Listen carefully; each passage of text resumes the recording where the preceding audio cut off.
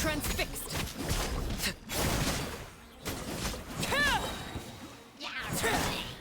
Stand clear.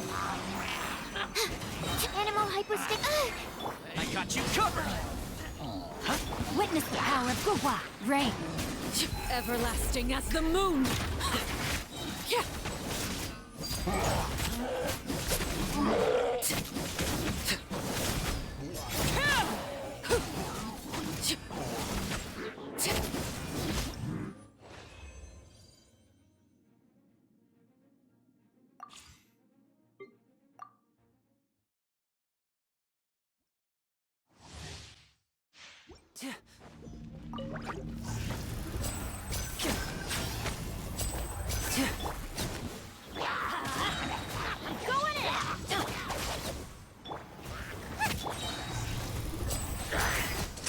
Let's get this show on the road.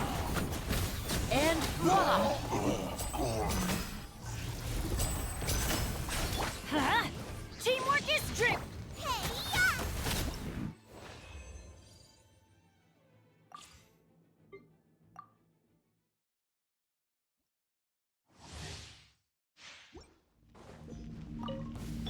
Final warning.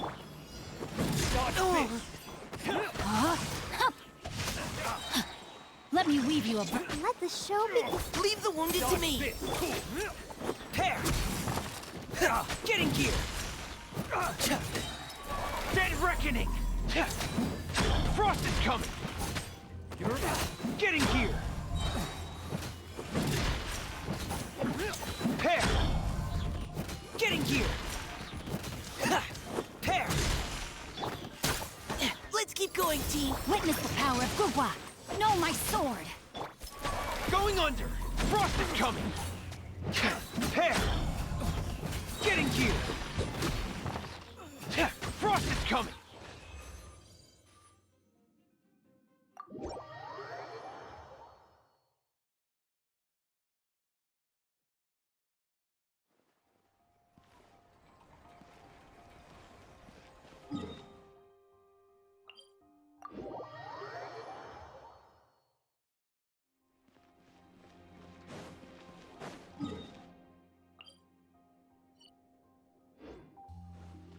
Yeah! Skyward! Scatter!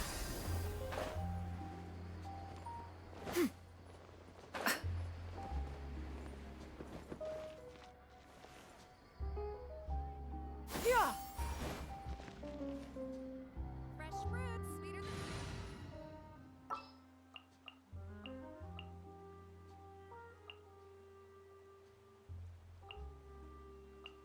Time for afternoon tea.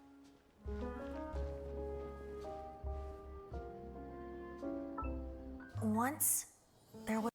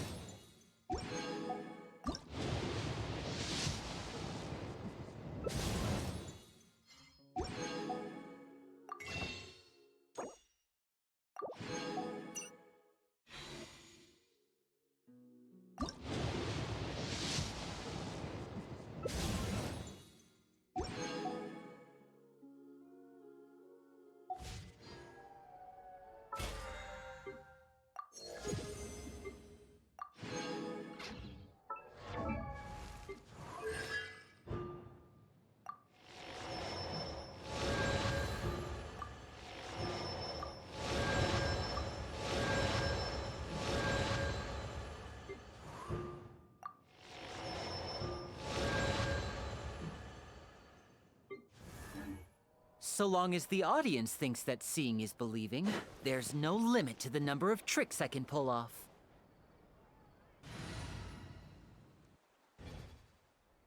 Fresh fruits.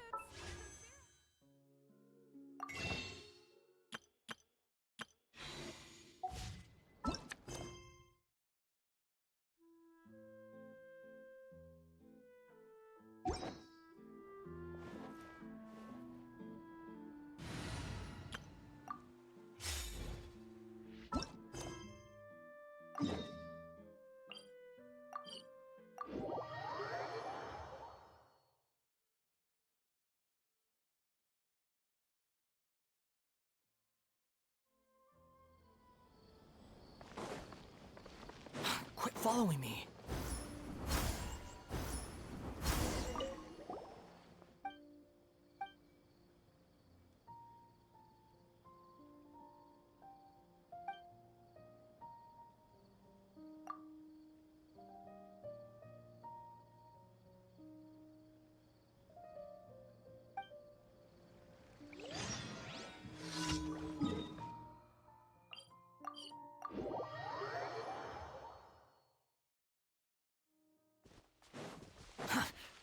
Yeah. Scatter!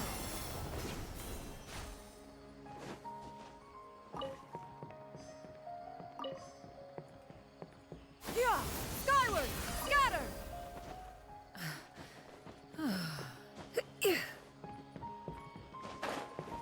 Hit!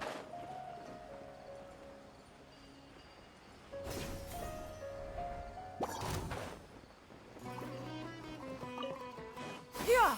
Skyward! Scatter!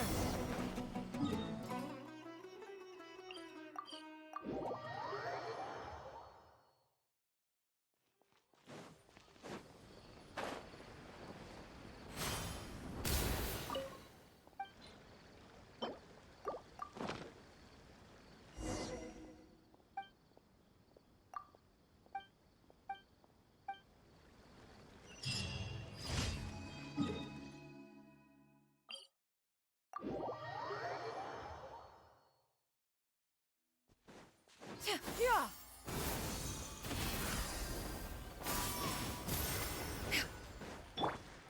The wind rises. Yeah! Scatter! Skyward!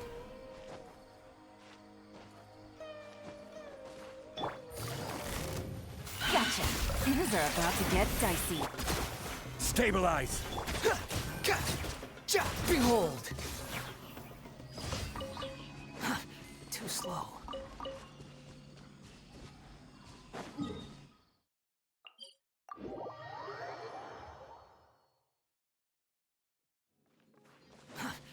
Squall and fury.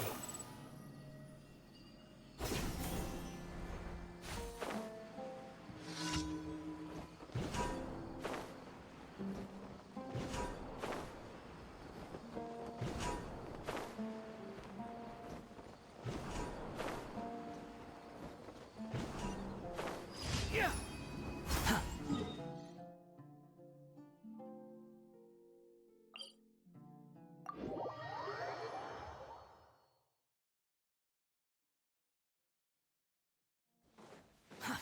Too slow.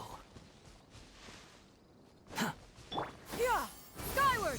Scatter!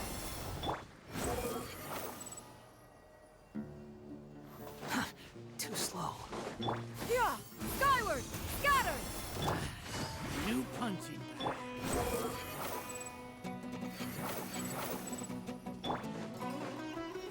Gather!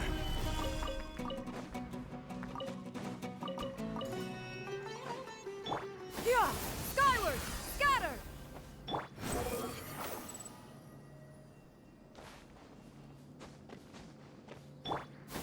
Skyward!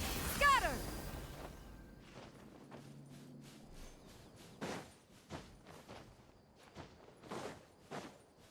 Yeah. Skyward! Scatter!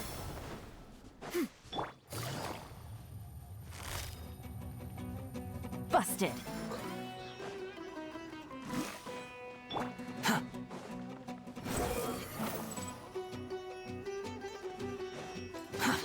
too slow. Happy to oblige. Game's up. Fun's over. Yeah! Skyward! Seize the skies! Behold!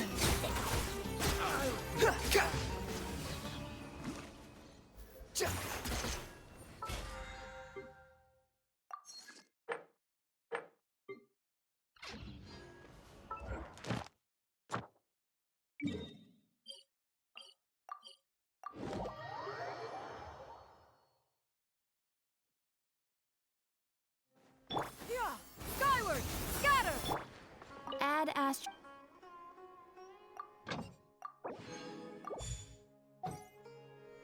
Add astro. Thank you for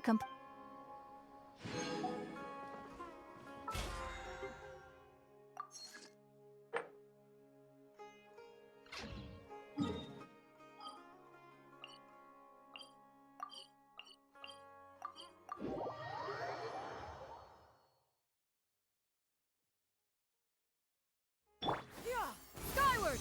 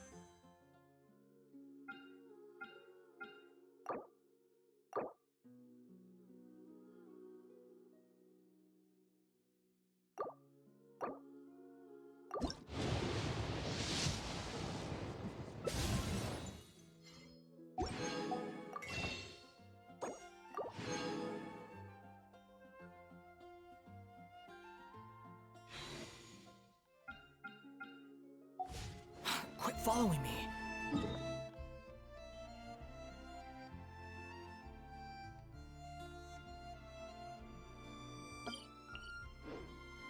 Come take a look.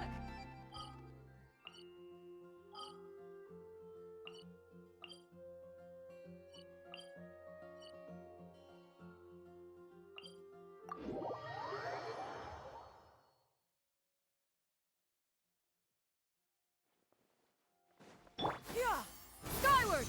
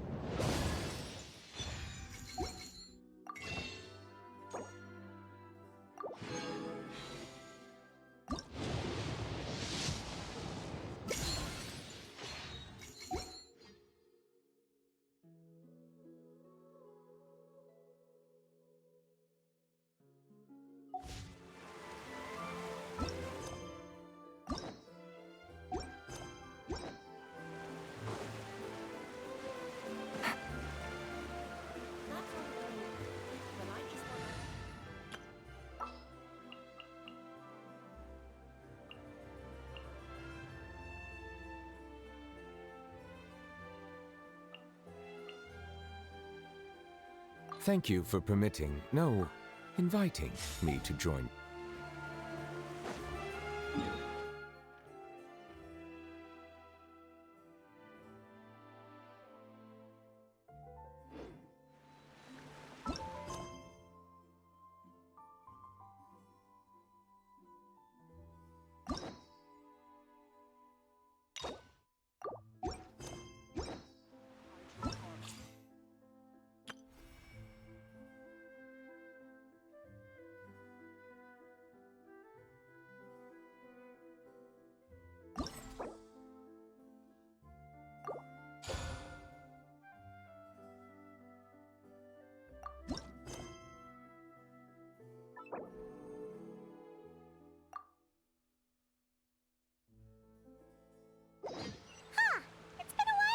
visited Poisson. Maybe we should head over and have a look around.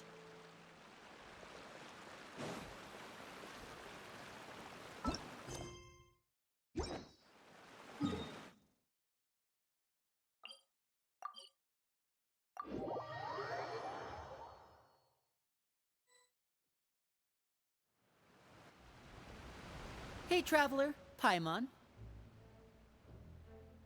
Oh, Paimon knows that voice! Over here.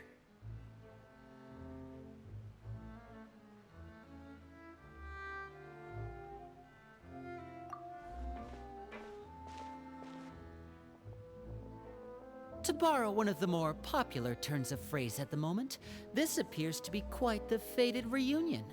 Running into you two out of the blue like this has really made my day. I certainly wasn't expecting it.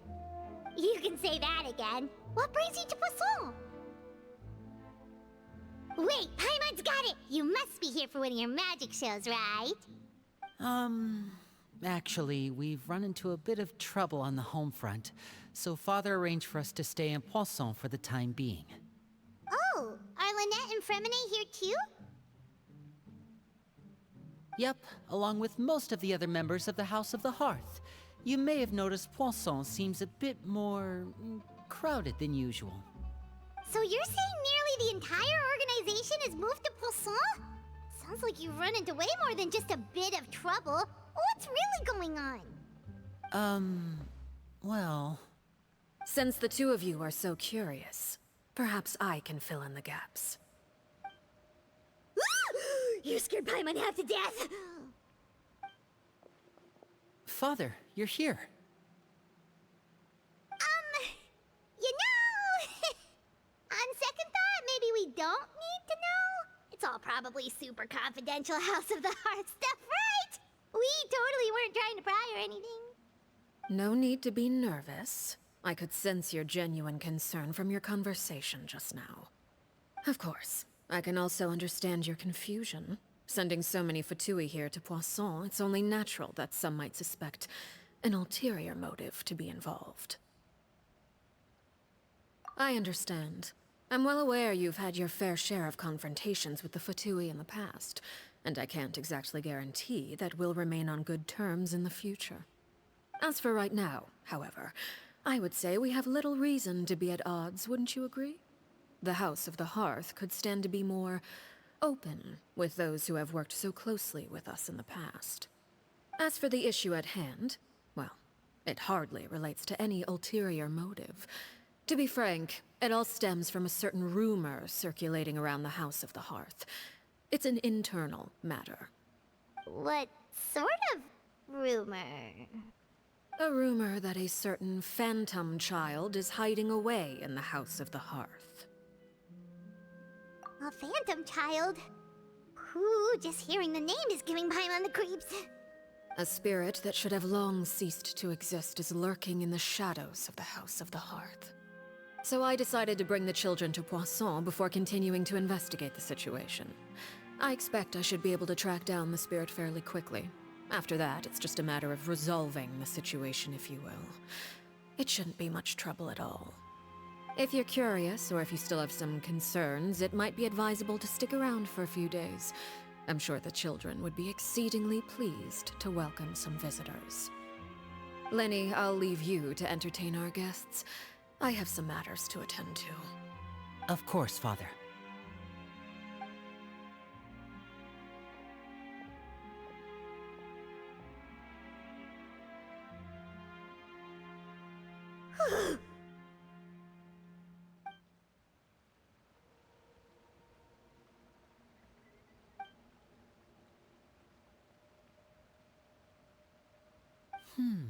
It has long been a dream of mine to invite you to our home and introduce you to my other siblings. You're quite well known in the organization already. A lot of people have been talking about you, especially after everything with the prophecy. If you're willing, why don't you stay a while and have a little chat with us? Alright. We don't have anything else to do right now anyway. But let's be clear, we're just gonna be there as guests, okay? Don't get any funny... Oh, wait a second. For your guests, that probably means we'll be treated to lots of yummy food, right? Of course. During our stay in Poisson, we've been helping out the locals with some fishing. We bring in quite the bounty every day. In fact, today is the perfect chance for me to show you what I can do in the kitchen. Let's go. I'll take you to where we're staying.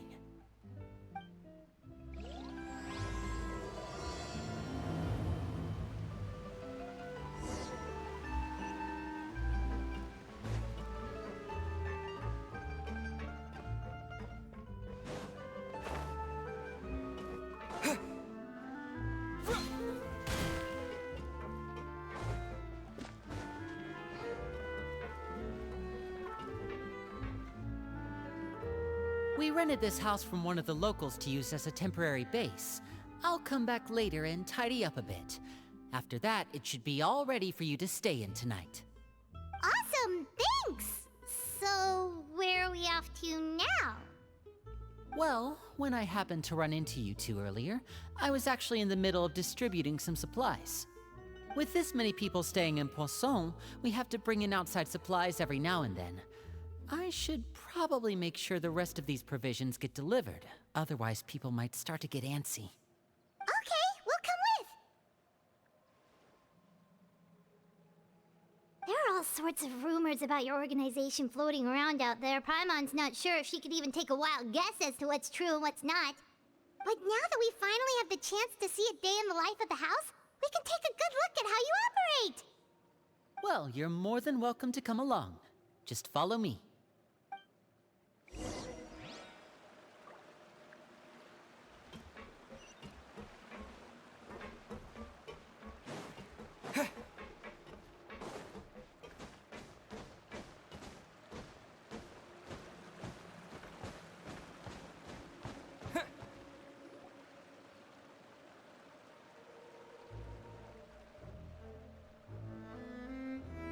Linny! You're finally here. The supplies. I'm assuming you've... Brought them with me? Yep, here you go. Hello? Something caught your eye? It's the Traveler in Paimon! No way! Come here, everyone! Hurry! The Traveler and Paimon are here!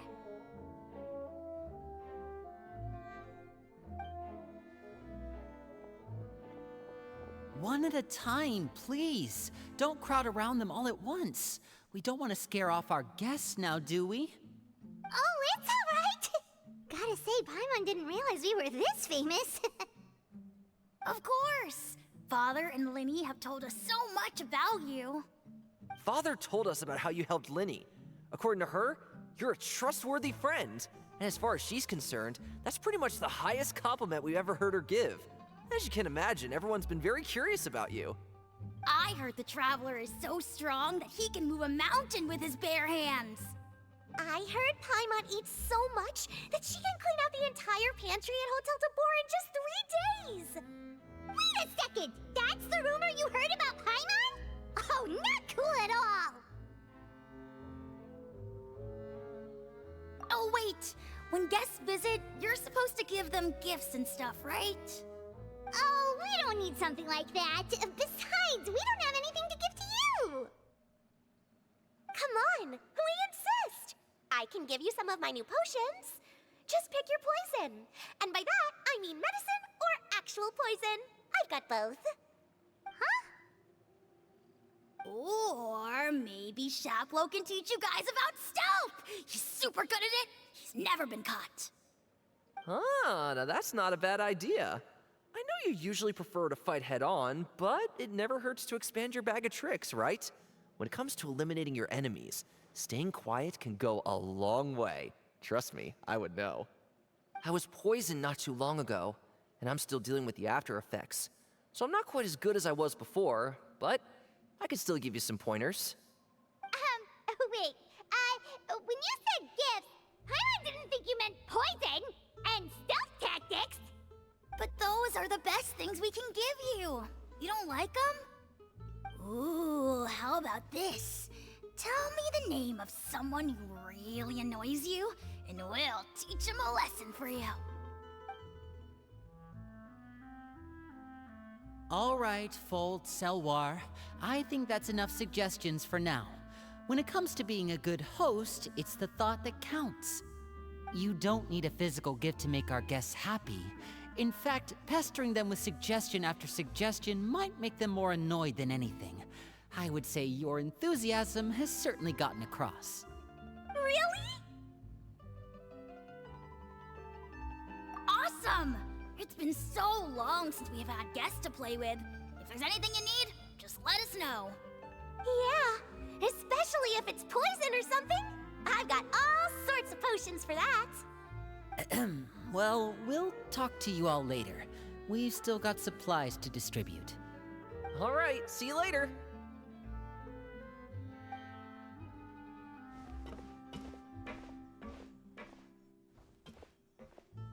Bye!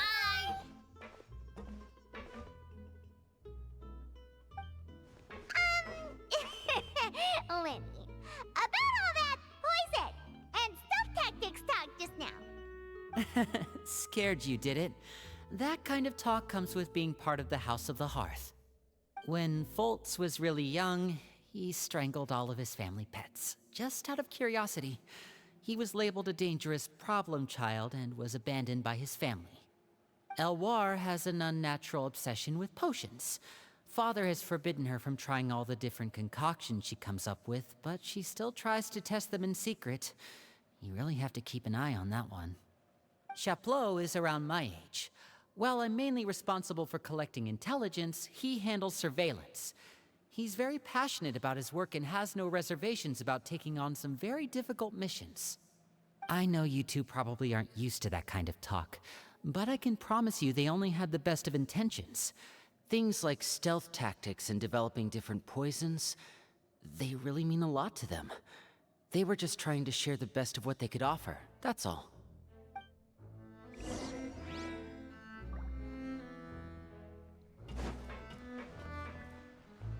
Wow, the Traveler and Paimon. I finally got to meet them in person. They don't really seem as intimidating as you hear in the stories. They'd probably get along really well with Filial. If only they got here sooner.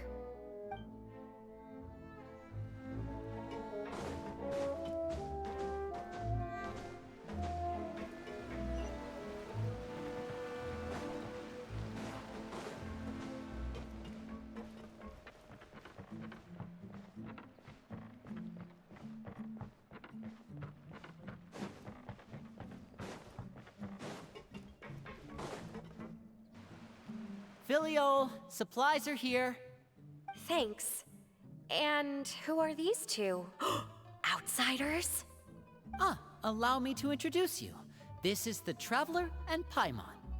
Oh, you're the famous duo I've been hearing so much about. It's nice to meet you. I heard you've traveled to all sorts of places. Is that true? Of course! We're making our way all across to that! Oh, good for you. You must be pretty familiar with Fontaine by now, then. Have you seen the new opera that started running recently? I think it's called... The 4,000 Thieves? Oh, this is the first we've heard of it. It seems like it's going to be fantastic. From what I've been able to tell from the posters, anyway. You should definitely check it out if you have the time. Oh, and there's The Blind Maiden, too. That one is supposed to have audience interaction. Seems pretty interesting. After this mission is over, I think I'll go get a manicure. Oh, maybe I should dye my hair. Wonder how much it'll cost. Is it just Paimon, or do these two seem much easier to get along with than the others? Looks like the House of the Hearth has some normal members after all. I heard that.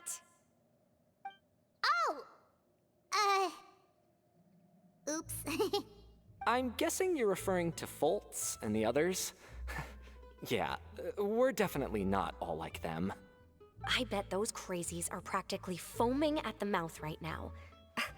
I'm sure they just can't wait to get back to Snezhnaya to carry out the plan. That's enough, Filial. don't talk about family members behind their back, right? Whatever.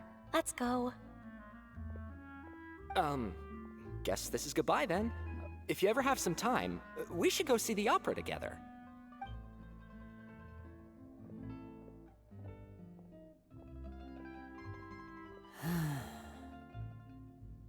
Well, that's it for the supplies. We should probably head back as well.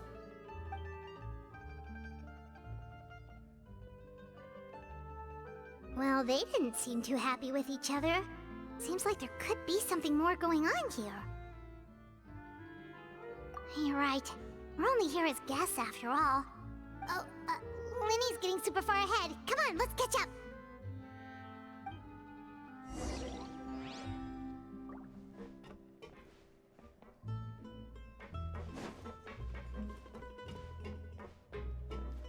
Looks like there's more trouble in store next month, too.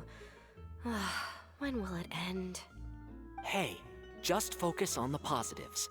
At least our time in Poisson has been pretty relaxing. Don't you think?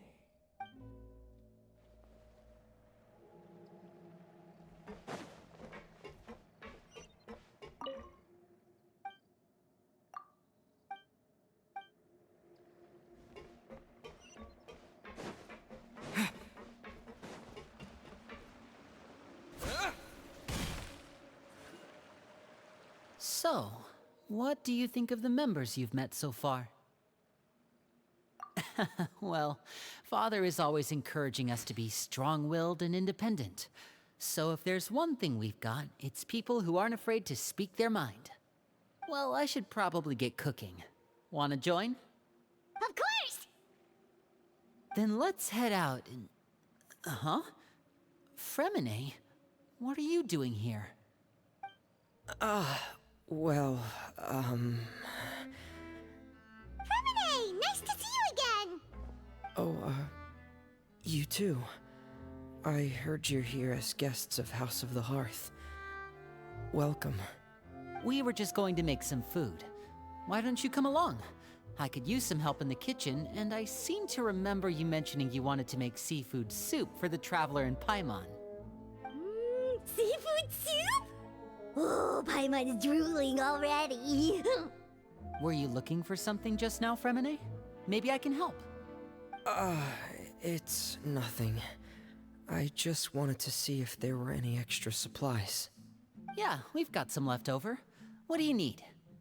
Some food and water, and some clean cloth, if possible. No problem. Give me a second here.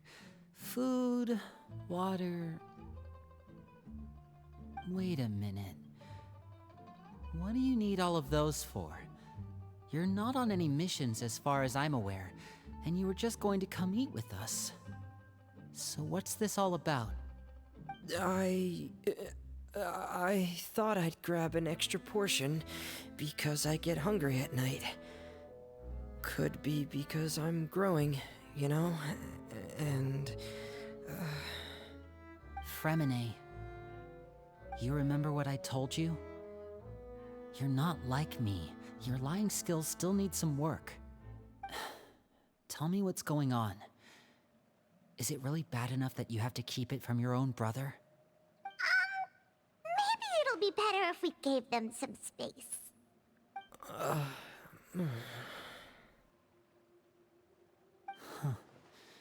This is the first time I've seen that kind of look on your face. Whatever happened, does it have something to do with Father? Yes. Just follow me.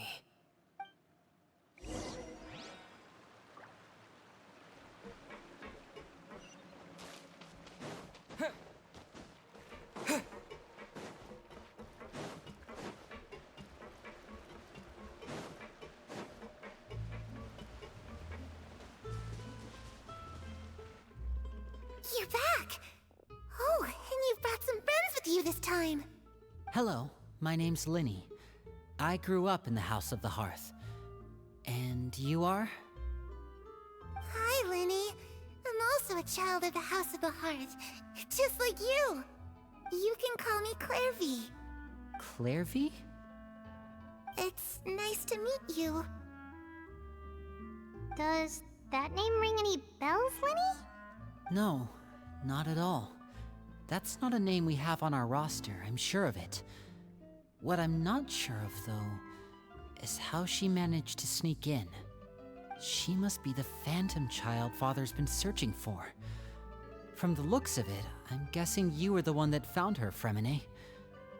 You, haven't told Father, have you? No, I haven't told anyone. I've just been keeping her hidden. For how long? About half a month now. So ever since we got to Poisson, then? Do you have any idea what you're doing? I know what I'm doing. Really? 'Cause from where I'm standing, it looks like you're hiding the very person Father has been trying to find. If Father finds out about this, everyone involved is going to be punished. You know the rules of the house, Fremine. I know you do. Father doesn't tolerate any form of betrayal. So why are you doing this? I've thought it through. And I just can't hand her over like that. Linny, don't you remember last year? Chaplot nearly died after getting poisoned during that one mission. He wasn't able to get back before the poison started taking effect, and not a single person was there to help him. That night, while I was sleeping, I heard a voice telling me to go save him. I opened my eyes, but I couldn't find the source of the voice. I thought maybe I was just hearing things, but I went to look for him anyway. Luckily, I got there with enough time to save his life. That feeling of being haunted, of hearing voices, it's happened many times in the House of the Hearth. I'm sure you've noticed. So what you're saying is, that was her? She was the one who spoke to you that night? Unless there are other spirits roaming around the House of the Hearth, I don't think there's any other possibility. If Clairvy were our enemy, it wouldn't matter whether she was a spirit or an actual child.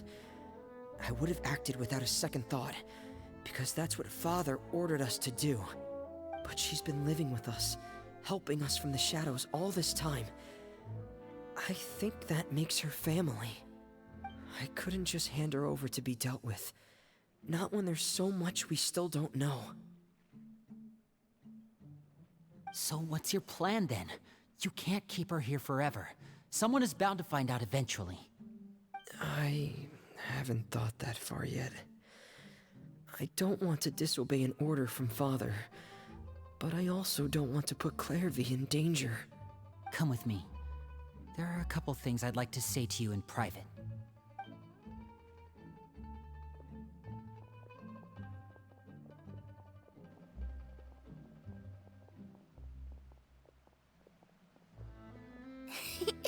Those two sure care a lot about each other. Well, they got a funny way of showing it. From where Paimon was floating, it sure seemed like they were about to bite each other's heads off. No way! They have a really deep bond. I could tell right away, because I also have a friend like that. I just don't know how long that kind of bond can last. The darkness in the house runs deeper than you can imagine. No one can get out alive. I'm sorry, Linny. I really didn't mean to drag anyone else into this. Oh really? You didn't mean to? 'Cause I for one wish you did. Huh? What do you mean? You know, when we were younger, you didn't call me Linny. You called me brother, just like Lynette. We grew up together, the three of us. We were all orphans, all rescued by Father. Of all the siblings in the House of the Hearth, I think our bond was the closest. Later on, when you started calling me Linny, I wasn't actually surprised. After all, Lynette and I are related by blood. We've had to depend on each other to survive long before we joined the house. Linny, The darkest and most difficult moments of my life happened before you and I had ever met. I'm sure that's true for you as well. Even so, Fremine, We've stood by each other for all these years now, and to me, that means more than blood. You and Lynette are the most important people in my life. No one can replace you. So I won't let you face anything alone. Not if I can help it. Oh, looks like things are getting kinda heated between Linny and Fremine. Maybe we should go check on them. Oh, it's raining. I should put my clothes away.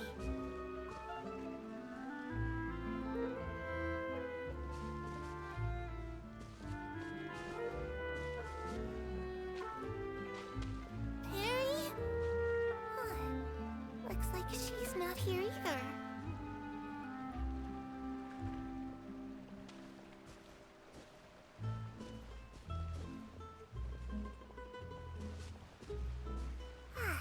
It's time to read.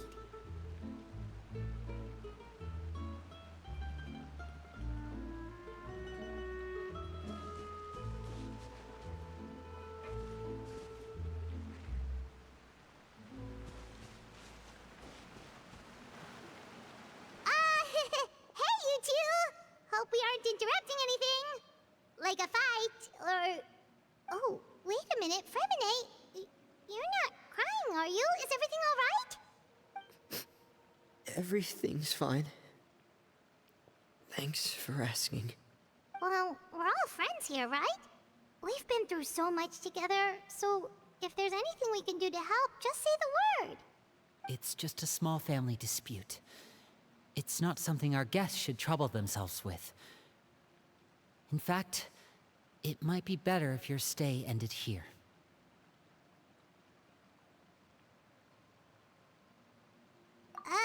What are you getting at, Traveler? When guests are around, families are often on their best behavior. And any disputes are less likely to escalate. That's what you're trying to say, isn't it? I just... Thank you. I was really hoping to keep you out of it. But even if I could think of some other reason to turn you away, I'm not sure I could convince you. I know things could turn dangerous, so I promise you this. From now on, I'll protect you like my life depends on it. Me too. Well, back to the matter at hand then. If we don't plan on handing Clairvy over to Father, then our only other option is to solve the mystery of her identity before Father is able to track her down. That means finding out where she came from and what she's doing here. Then we can send her on her merry way and pretend like none of this ever happened. I've tried that already. And? And... nothing. I tried taking her somewhere really far away, but... after some time, she just reappeared. She even came with us all the way to Poisson. It seems like wherever the house is, she follows. I don't know much about spirits. Do you two have any ideas? Let's see here. Paimon remembers hearing something like, if you fulfill a spirit's last wish before they died, they'll let go of whatever's keeping them here and return to the ley lines. Oh, it's just that Paimon doesn't really remember where she heard that, so it's not guaranteed to work or anything. Well, sounds like it's worth a shot. Guess that means we should go ask her about her wish. But first, Fremine, I need you to promise me something. What is it? I need you to promise me that this will stay between the two of us. We're the masterminds behind this whole thing. No one else gets involved. Can you do that for me? Of course. I promise. All right. Then let's seal the promise just like when we were kids. Fist bump on 3. Ready? 1, 2, 3. I swear.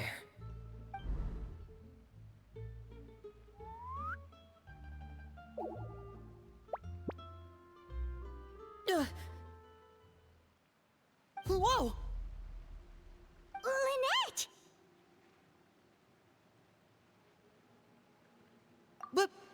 a surprise! What brings you here, dear sister? And, when exactly did you get here?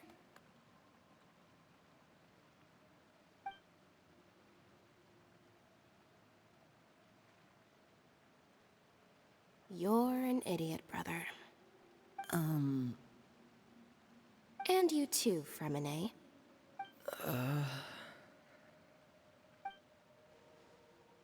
You 3, Traveler. And you 4, Paimon.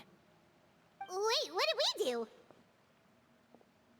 I've seen Clairvy around the House of the Hearth before. I hadn't seen her in Poisson, so I figured she must not have come with us. But it turns out, you were just hiding her. I heard you talking about your plan. Rather than steering clear of the situation, I'd rather fully join in.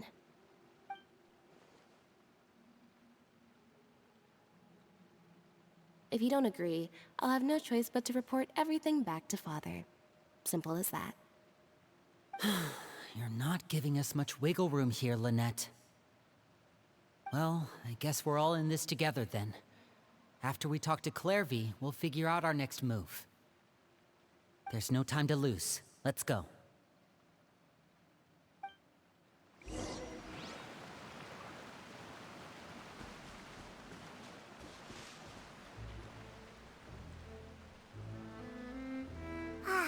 I'm full. Thank you for bringing me this food, you guys. She said she's full, but the food doesn't look like it's even been touched. That's right. Based on what I've been able to observe, it doesn't seem like Clairvy can interact with the physical world at all. Still, when she's presented with food, she'll always linger around it for a good little while. Maybe, in her mind, she really is eating those things. Does she know that she has already passed away? I've tried to ask her, but she didn't answer. My guess is that she's just as confused as we are. Or maybe she couldn't understand the question at all. Clairvy, if you've got some time, I'd like to ask you a few questions. Sure. Oh, another new friend. Hi, I'm Clairvy. Hello. Clairvy, how did you join the House of the Hearth? Huh? Isn't it the same for everybody? The knave brings you here and then you can't leave. It's just that your name, it's not on the roster. And I've never seen you before. The roster? Oh, I get it now. I think there might be some things you don't know about this place. The people in charge, they're not as nice as they look. They say they keep a roster, but it's not complete. There are a lot of people who aren't on it, and never will be. In this house, some people are family, and other people are just test subjects. Those kinds of people aren't ever going to get a place on the roster, unless it's the roster of people who've been executed.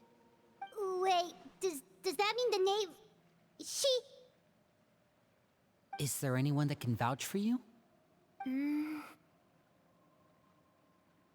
Perry. She's my best friend.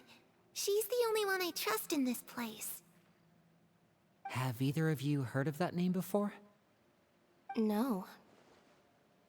Me neither.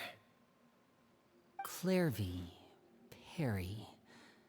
Neither of those names are on the roster. But it seems like she's telling the truth. Either that, or this kid's already got a bag of tricks bigger than mine. Maybe we should try a different approach. Clairvy, do you have a wish? A wish? It can be anything you want. Just imagine. It's your birthday, you're blowing out the candles, and your wish is...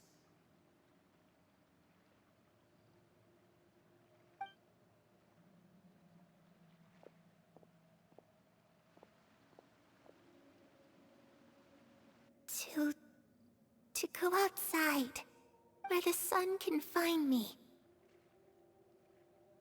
That's it? Well, that sounds easy enough. The darkness in the house runs deeper than you can imagine. No one can get out alive.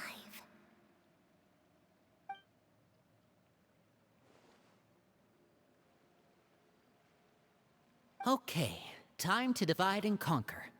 Listen up, I've got a plan. I'll try and find a way to use basic illusory magic to take Clairvy outside and bring her somewhere with sunlight. Lynette, try and find the list of executions that Clairvy was talking about, and see if her name is on it. Fremine, you stay in Poisson. We can't be the only ones who've had run-ins with Clairvy. I need you to collect intel on everything she's said and done. Understood. I'll try my best. What about us? What should we do? I really appreciate your willingness to help, but this is a family matter. I don't want to drag you in too deep. It's too risky. Let me think. Since Father considers you to be guests, maybe you could stick by her side for a little while. You don't need to do anything except keep up some nice, casual conversation. Ah, Paimon gets it. You want us to distract her. I'll give you a magic bird. If Father suspects something, all you need to do is release it when she's not looking, and it'll alert me that something's wrong. Of course, that's only as a last resort. If Father doesn't seem to notice us, there's no need to make contact. We'll reconvene here tonight after all's said and done. If the worst-case scenario happens and we're discovered, just tell Father everything. We're not going to let our guests get punished for our own actions. That's where we draw the line. You too. Okay, this is where we part. Father should be at the beach nearby.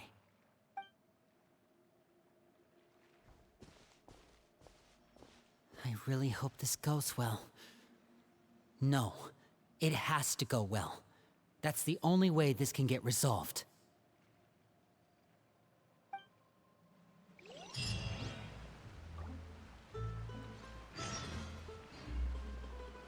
Clairvy, I'd like to take you somewhere. Is that okay with you? Sure. Where are we going?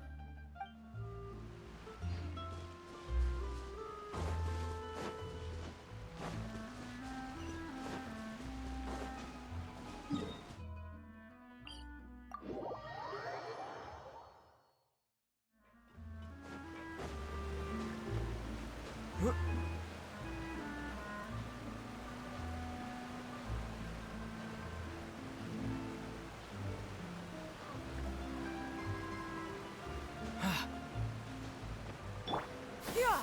Skyward! Sky!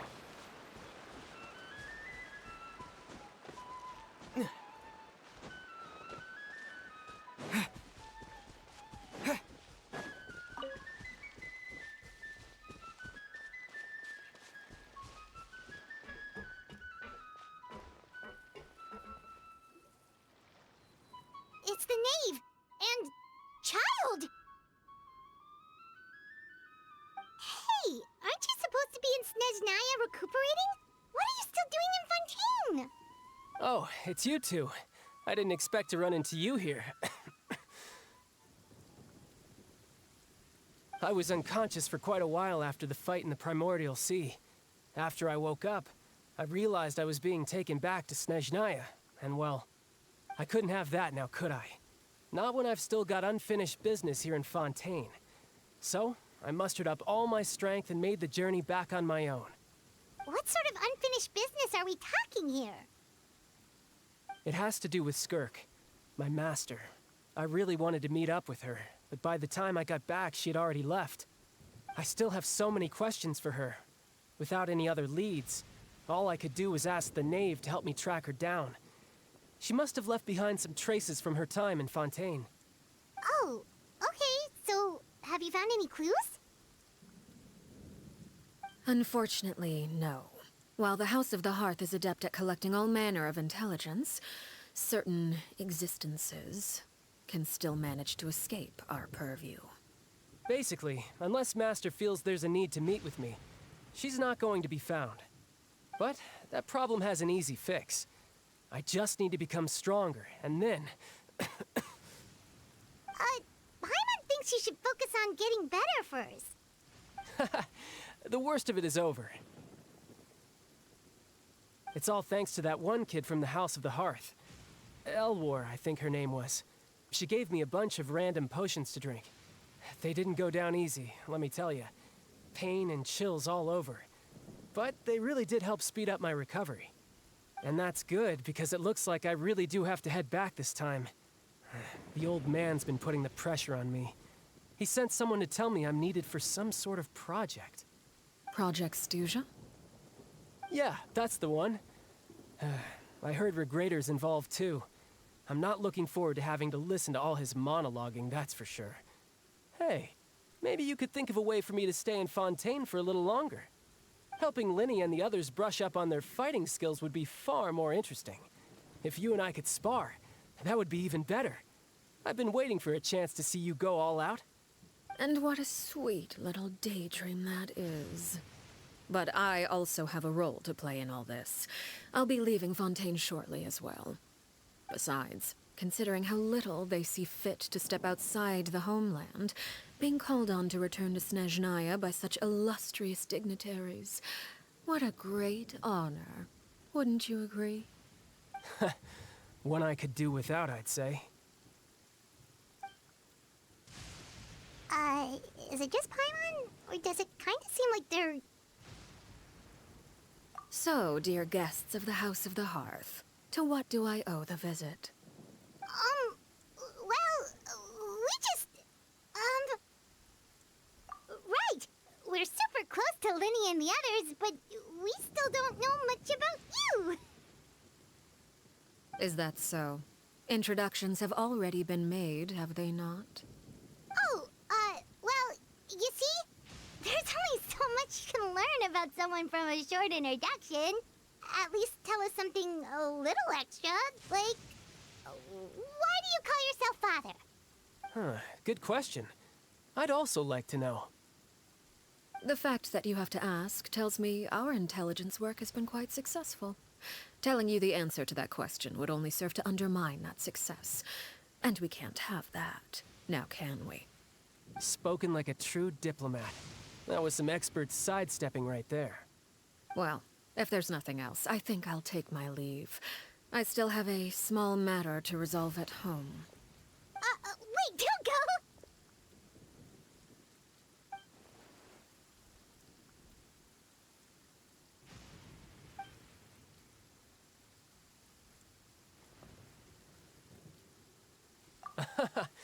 I'd also like to hear the answer to this. I've met some of the members of your organization, and they all seemed like really good kids. They actually reminded me of Tonya and Tusser. Which, by the way, if you ever betray them, I'm just letting you know, I won't let you off easy. And why would I betray them? Well, you've already betrayed the House of the Hearth once, haven't you? At least, that's what I heard.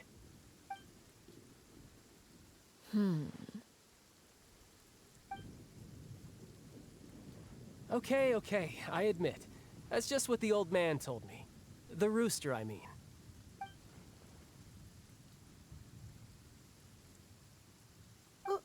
Wait, did you really do something bad to those kids? Never mind what I've done. I'm more curious as to what the mighty rooster had to say. Care to enlighten me? Well, nothing much. Just some stuff about you taking out many other members of the House of the Hearth, and even going so far to attack your own family. I see. Oh, based on your reaction, I'm guessing it's all a bunch of lies. Hardly. I don't appreciate his particular turns of phrase, but I suppose he didn't say anything untrue. Although, it would be more accurate to say that there is a certain level of prejudice involved, but I don't intend to clear that up just yet. Prejudice has a funny way of concealing the real truth behind certain things, an attribute that I find to be quite advantageous. Call yourself a Fontanian, for example, and people will assume all sorts of things, when the real truth is that this is simply the land where I was raised. Huh? You're not actually from Fontaine? But then why did you try to help out with the prophecy and everything? I was trying to protect the children born in Fontaine. Claiming that I myself was a Fontanian simply made it easier to operate. People would hardly suspect a fellow Fontanian of having any ulterior motives. Who wouldn't want to save their homeland after all? The primordial sea wouldn't have any effect on me, but it would have caused great harm to the House of the Hearth. Well, you wanted extra information, didn't you? There you go. I hope that satisfied your curiosity.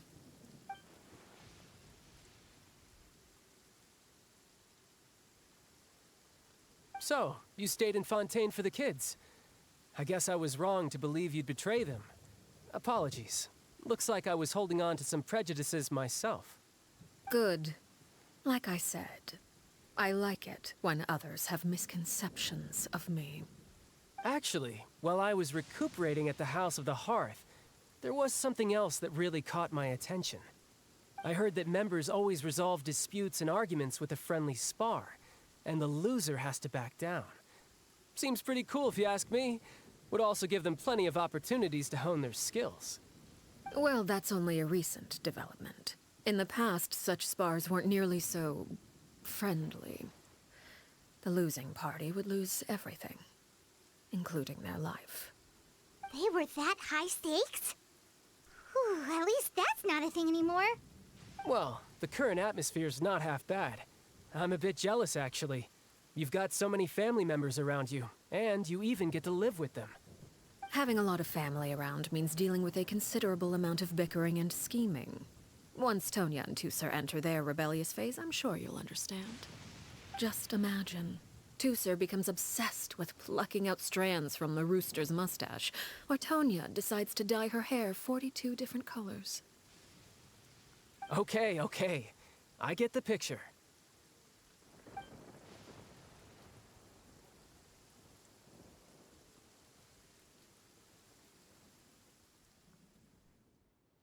Well, would you look at the time? I should probably get going. Traveler, Paimon, I'm not sure where our paths will cross next, but the next time we run into each other, we should definitely try and find some time to spar. Again, maybe this is a conversation we can have when you look less like you're gonna keel over. All right. Well, thanks for everything, Arlecchino. No thanks necessary. You also played a part in obtaining the Gnosis. I would say we can call ourselves even. I like the sound of that. Well, I'm off. See you all some other time. We should probably get going too. Do you want to head back with us? Oh? You want me to leave so soon? Oh, well, you see, I'm rather enjoying the evening breeze. If you don't mind, I think I'll stick around for a bit. I have some things to think about. Apologies for not attending to you like a proper host. Please forgive this slight. I do hope you'll have a pleasant stay. We managed to keep her distracted until nightfall. Good thing Child was there to keep the conversation going. You don't think she suspected anything, do you? Oh, I wonder if Linny ran into any issues. Let's hurry back and see how everything went. Oh? You decided to stay a little longer? Let's take in the ocean view together, then.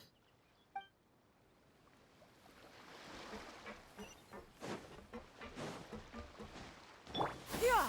Skyward!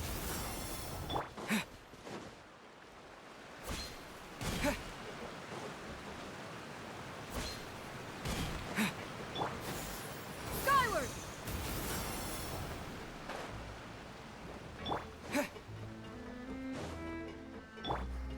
Yeah! Skyward!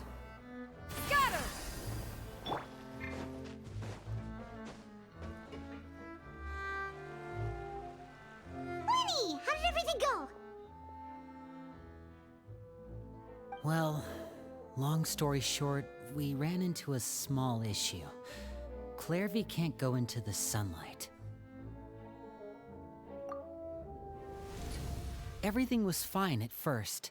She followed me up to the surface just like I told her.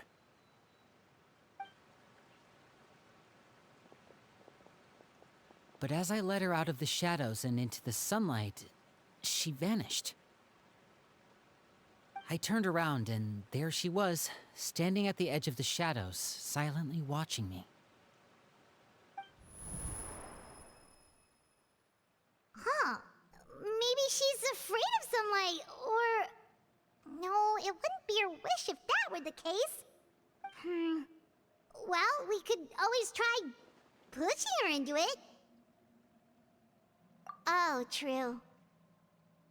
I've pretty much tried it all already. Nothing worked. Eventually, the sun went down, so all I could do was bring her back here. How did it go with you, Lynette? Good. I've got the list. It's right here.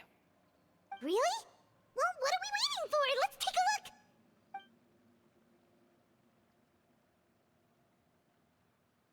Oh, that's a lot of pages. Oh, it's gonna take forever to get through it all. We can each take a section. Here. La Pouillade, l'endroit, Chambert, horaire.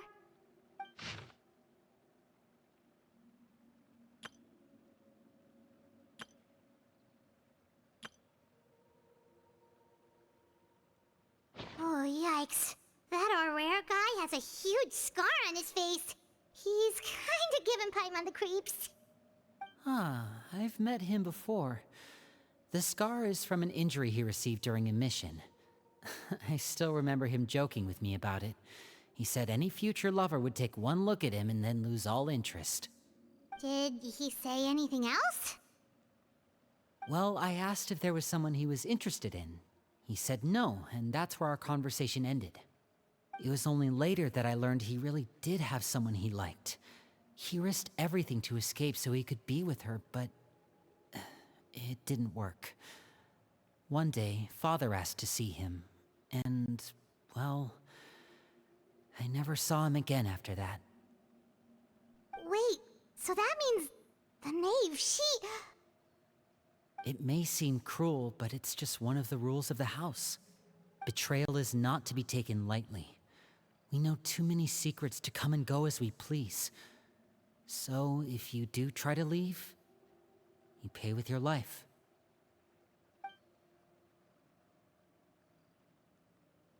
Her name's not here, huh? Well, that's not too surprising. It doesn't seem like this list is complete. It only contains records dating back around 5 years. Let's shift our attention then. Fremine, were you able to find anything out? Fremine. Sorry. I was thinking about something. I managed to talk to quite a few people, but I couldn't help but notice that the atmosphere in the house was a little... strange. Strange? Yeah, I mean, I know there have been arguments in the past, times when people haven't gotten along. Chaplot and Filial are a good example of that. Oh, those are two of the people that we met while delivering supplies. Paimon can see how they might not get along. They had very different vibes, and their, interests seem to be pretty different as well. That's to be expected, actually. Father brought us all here, shared her knowledge with us, taught us how to fight. That's one thing we all share. But that's also where the similarities end. Not all of us feel the same desire to stay here. As members of the House of the Hearth, we're also considered part of the Fatui. And to a lot of people, that's an identity they never asked for. Certain members get older and realize they want something else for themselves.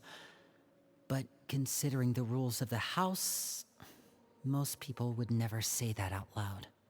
People like Chaplot and Foltz are loyal to Father and her vision. They're proud to be part of the Fatui. Filial and Nantoy, on the other hand, well, they aren't quite as enthusiastic. These kinds of conflicts have always been there. It's not like Father is in the dark about any of this. Well, that's true. But it just feels like things have gotten worse lately. Filial and the others, it seemed like they were meeting in secret to talk about something. I can't say for sure, but I think they've met Clairvy. You think she's been inciting them to act out? No, not exactly. But I wouldn't be surprised if she said something to them about the darkness in the house and how deep it runs. She's told me about it before. Experiments being run on children. People being used as pawns on the battlefield without so much as the strength to survive. And they just believed all that? Without any evidence? Clairvy's words probably gave them the excuse they were looking for. Whether they actually believe them to be true is secondary. This is all because of Project Stuja, isn't it? Whoa. Hold on a second. What's this Project Stuja all about, huh? This is the second time it's come up now. Sorry, but I'm not sure of the details either.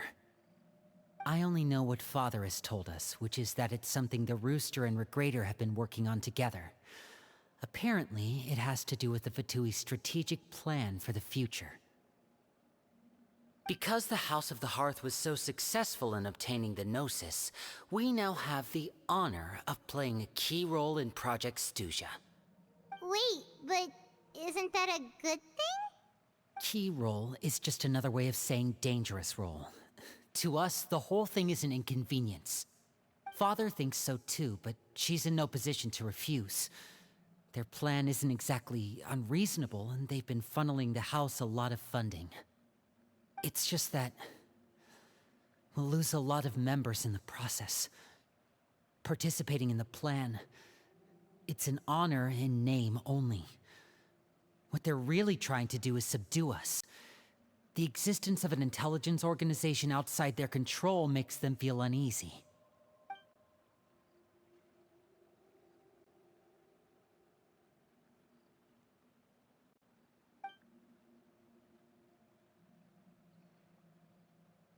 Okay, super complicated top secret Fatui business aside, what does all of this have to do with the conflicts you were talking about earlier? Paimon doesn't get the connection. External pressure has a way of exacerbating internal strife. You can't overlook the power of fear either. People are afraid of dying, and that fear is often the impetus for a lot of stupid decisions. I thought resolving the Clairvy situation would make everything go back to normal, but it looks like things are more complicated than I thought. If we leave Filial and the others to their own devices, sooner or later, Father will be forced to take action. We can only focus on one situation at a time, brother. You're right. Even if we confront Filial and the others, it won't do any good. It might even make matters worse. We should focus on Clairvy for now. Well, it's getting late. We should head back and get some rest. We'll try again first thing tomorrow. Lynette, you stick with me this time. Fremine, keep a close eye on Filial and the others. Make sure they don't do anything they'll regret. Good work today, everyone. Have a good night, and I'll see you tomorrow.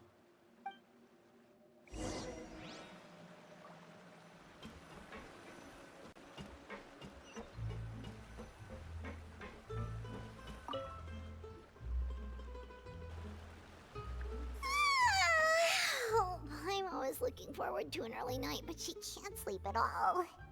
Hey, you don't think the Knave will be too angry with Linny and everyone if she finds out about all this, do you?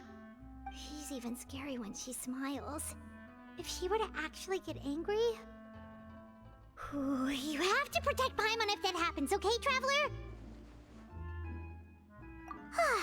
Trust is effort, Traveler. Look!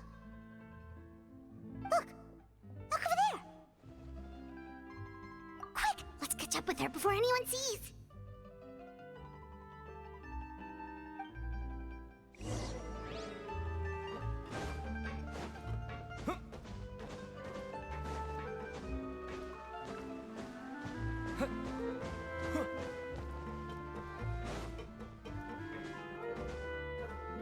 Over there!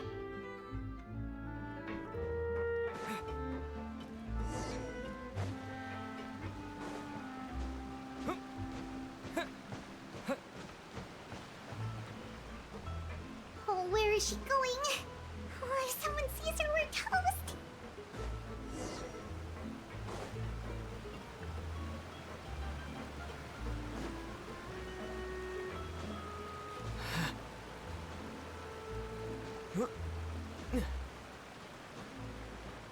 Oh, look! She stopped!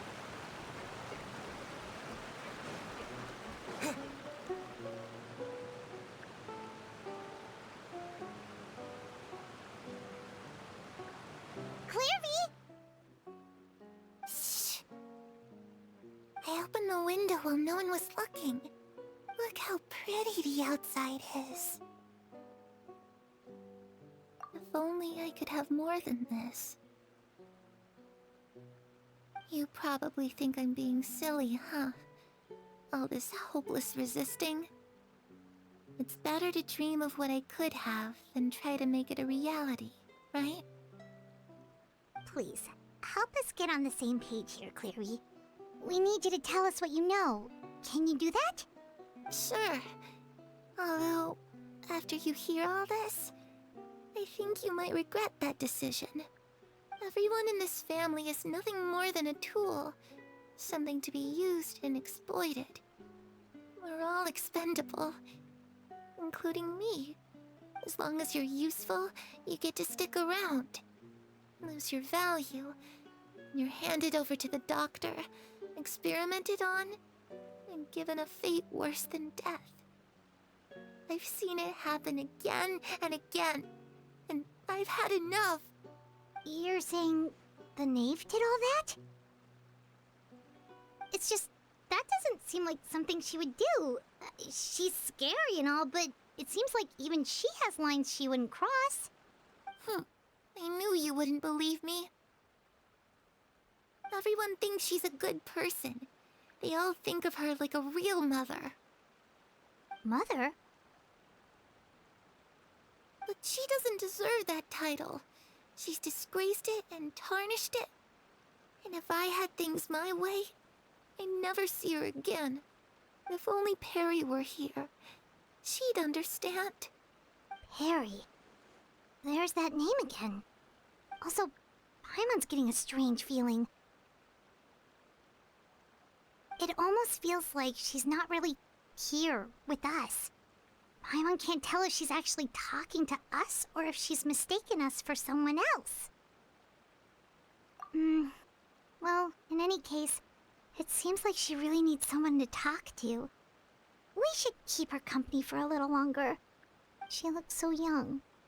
But it seems like she's been through a lot. It's getting windy. I should close the window. Ooh, look at the moon. Isn't it pretty?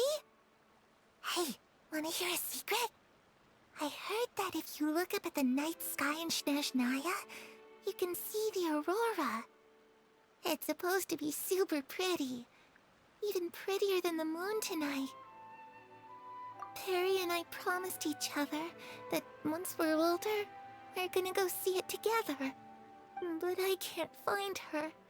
I'm worried she's also been... No, that wouldn't happen to her. She's special. Mother likes her a lot. We should really go talk to Mother, but we just fought. She doesn't want to see me, and I'm too scared to face her. What should I do?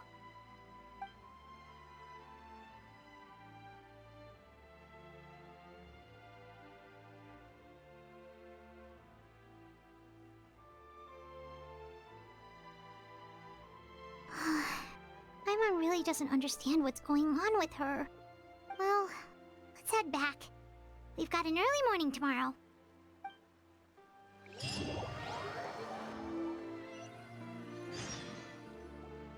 All right, looks like we're all here.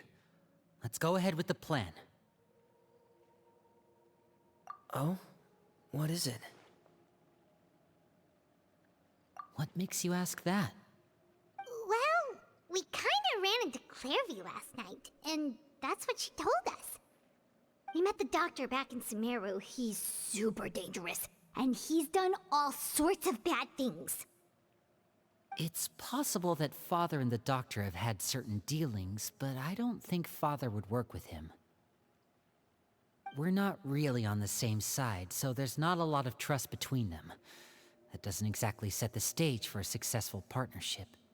I did hear, though, that when Father first became a Harbinger, the Doctor offered to work with the House of the Hearth. Father rejected most of his proposals, except for one. It had to do with some sort of secret experiment. Secret experiment? Could that be what Clairvy was talking about? I don't think so. I don't know any details about the experiment itself, but I do know it's an entirely independent operation. The Doctor only proposed a direction for the research. That was the extent of his involvement. I still don't think that counts as working together. The details of the experiment are confidential, but complete records are kept on all participants. That doesn't seem to be the case with the situation Clairvy referred to. I know you don't agree with some of the Fatui's methods, and I'm not asking you to. But I am asking you to trust us on this. The House of the Hearth has its own principles. There are certain lines we're not willing to cross. Alright, that's good to hear at least. Clairvy seems to think the Knave and the Doctor worked together to do something horrible. If that turned out to be true, Paimon doesn't know how he would even face you guys. It's just that it doesn't seem like Clairvy is lying either. The easiest thing to do would be just ask the Knave directly, but Paimon doesn't think she'd tell us. Father didn't come back last night. She's probably still near the shore. We'll be counting on you to distract her. Lynette, you're with me. Fremine, you know what to do. Be on your guard, everyone. All right, let's get to it.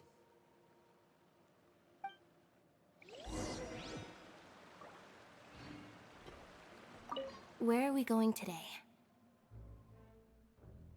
Let's try somewhere further away this time.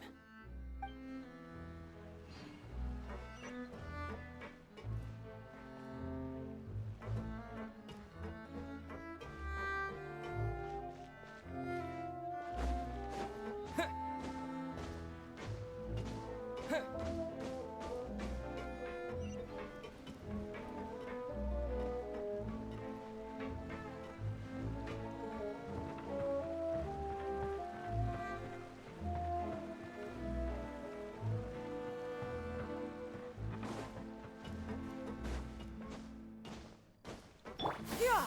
Skyward!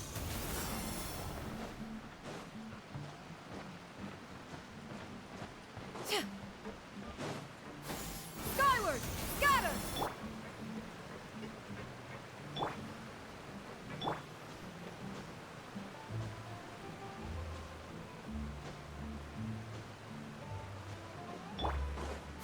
Skyward!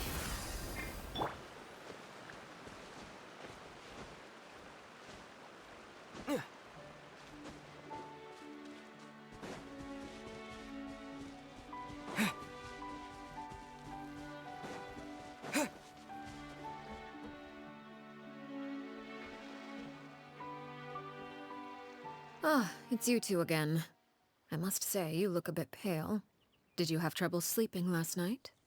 A little. Perhaps if you had less on your mind, you'd be able to absolve yourself of such troubles. So what are you planning to do now? Catch up on some sleep? Or should I give you some time to rack your brain for a topic to discuss before I ask any questions? Although I must profess to being curious. Without Child here, how do you plan on distracting me? Us? Distract you? A good one. But no, we were just here for a chat. Looks like you could have used some extra time to think. No matter. If you don't have any other plans, why don't you accompany me somewhere? Don't worry.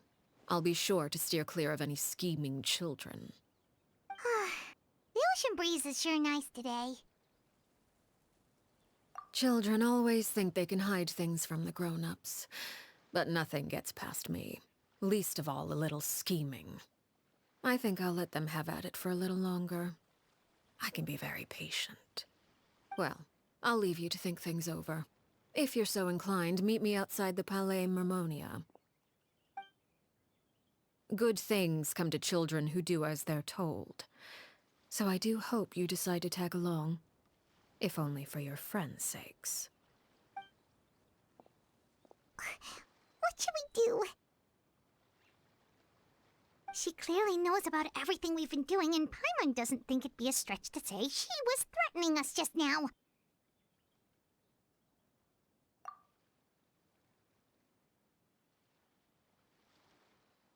Oh, good idea. Hopefully he sees it in time. Well, we should probably head to the Palais Mermonia. Paimon doesn't want to find out what happens if we don't show up. Based on what the knave was saying just now, it sure didn't seem like it'd be anything good. Okay, then we probably shouldn't keep her waiting. It seems like Linny and the others are on thin ice, so let's do our best to not get them in any more trouble.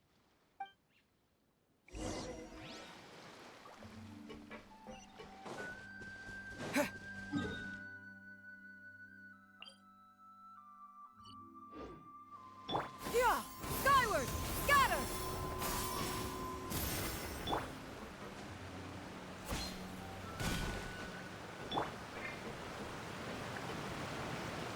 Yeah! Scatter!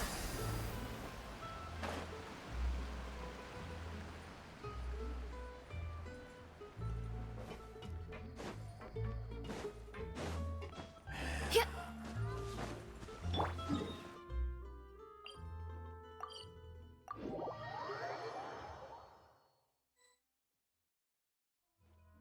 Seeing as we still have some time before my meeting, we might as well enjoy some pleasant conversation while we wait. I'm glad to see you get along with my children. Being surrounded by good companions is necessary for a child's development. You're not planning on doing anything to them, are you? I assume you're referring to Linny, Lynette, and Fremine. Although, there's that situation with Filial and Nentoy as well. It appears quite a few people have been acting out lately. No matter. I'm not one to discriminate.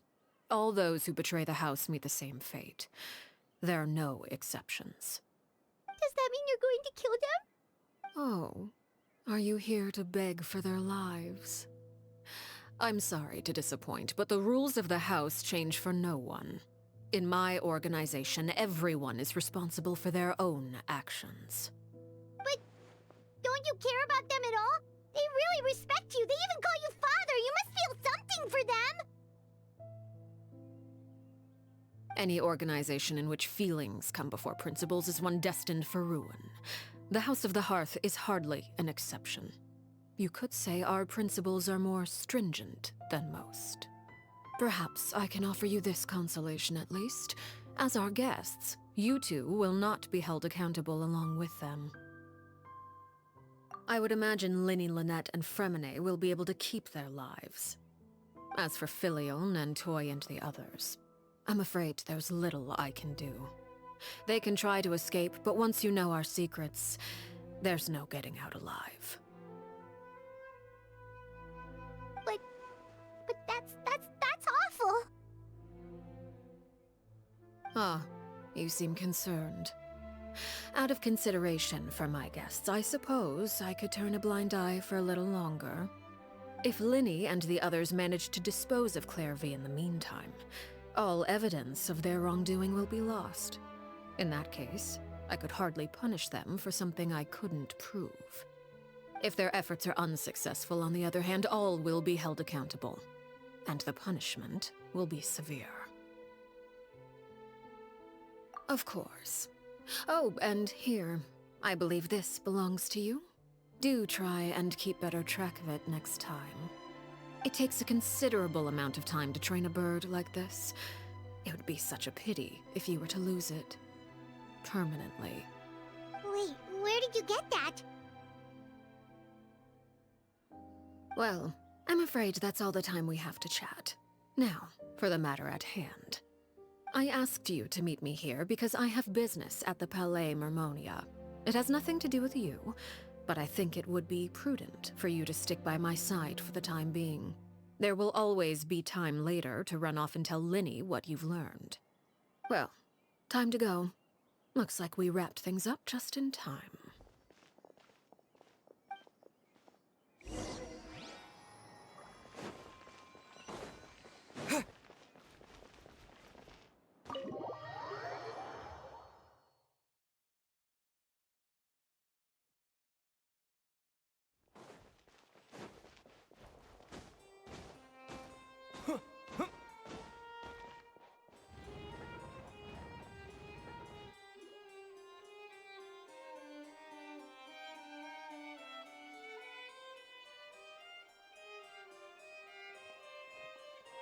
It's been a while, Monsieur Neuvillette. I must say, I wasn't expecting my meeting request to be approved quite so quickly. The Palais Mermonia operates with an efficiency worthy of admiration. It is only right that an esteemed diplomat such as yourself should be afforded the proper level of respect. Although, if I may speak plainly, I must confess that I did not anticipate we would have the occasion to meet again after presenting you with the Gnosis. I see you've brought the Traveler and Paimon with you as well. If I may inquire as to the purpose of your visit. I'll be departing Fontaine shortly. There is, however, an outstanding matter that I would like to see resolved before I go. It requires a rather lengthy explanation, I'm afraid. So I took the liberty of explaining everything in this proposal. Please review it at your leisure, Monsieur Neuvillette.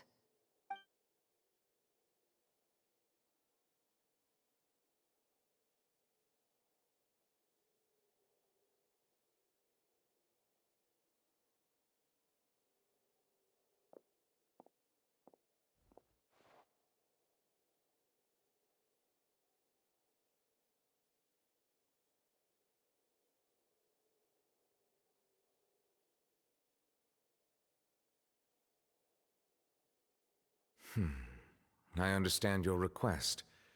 However, at the risk of causing offense, I must admit that I fail to see why you would wish for such a thing. I heard you have a certain fondness for water tasting, Monsieur Neuvillette, so allow me to use water as an analogy. A family is like a large body of water with countless rivers flowing in and out. As someone who watches over this system, I would hope that each river that flows from the source will eventually reach the ocean. Of course, objectively speaking, I know this is impossible. Most of the rivers will dry up along the way, disappearing into the ground and leaving nothing but a barren riverbed behind. Not all rivers are destined to reach the ocean, but I would not see their existence rendered meaningless. I believe the water that flows within them is simply meant for a different destination, like a field in need of irrigation. Or perhaps the glass of a certain water-tasting enthusiast. Did you get any of that, Traveler? Your words paint an optimistic picture indeed. Allow me to remind you, however, few among us are willing to sip from a glass filled with tainted water. It may have been tainted at one point in time, but not to worry. I'll make sure it's strained of all impurities and returned to its cleanest form.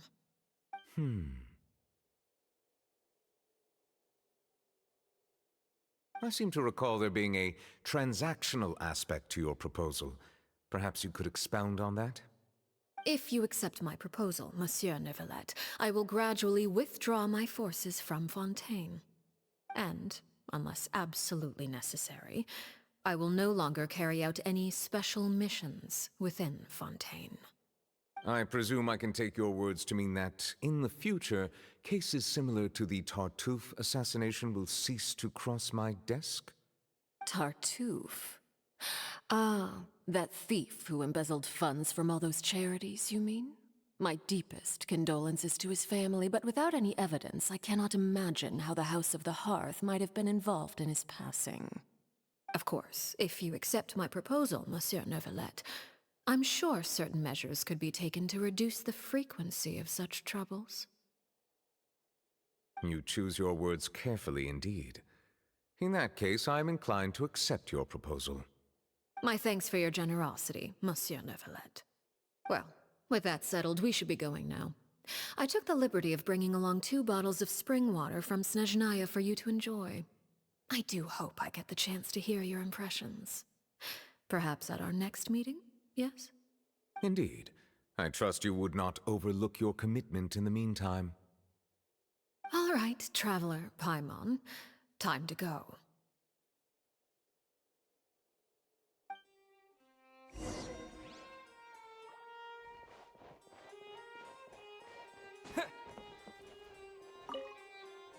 I believe I've told you before that my emotions easily resonate with those of others. Yet in the few meetings I've had with that Harbinger, I haven't been able to sense any aspect of her emotional state. Her mind is like a still body of water.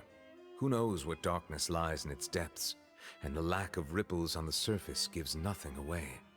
It's unclear whether this is her natural state of being, or whether it's an incredible strength of will that gives her the ability to master her emotions. Either scenario, however, suggests she is a very dangerous individual. I do not expect an explanation as to why you two are by her side.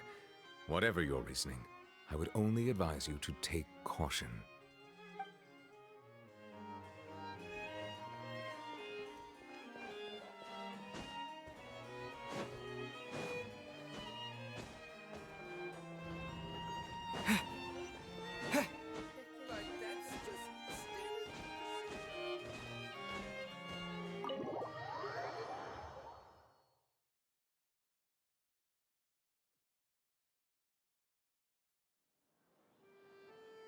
So, what exactly were you talking about back there?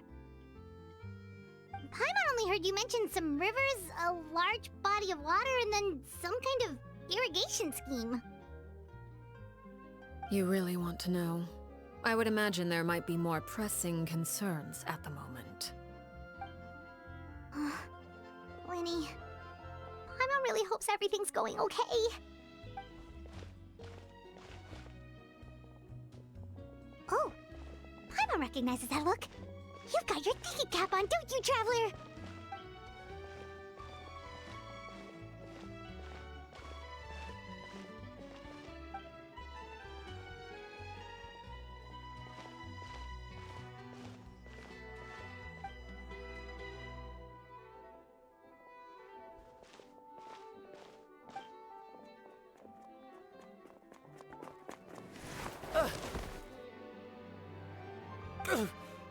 Oh, shoot.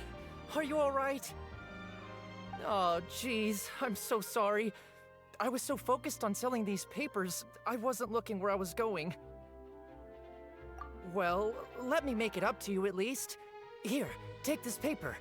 On the house.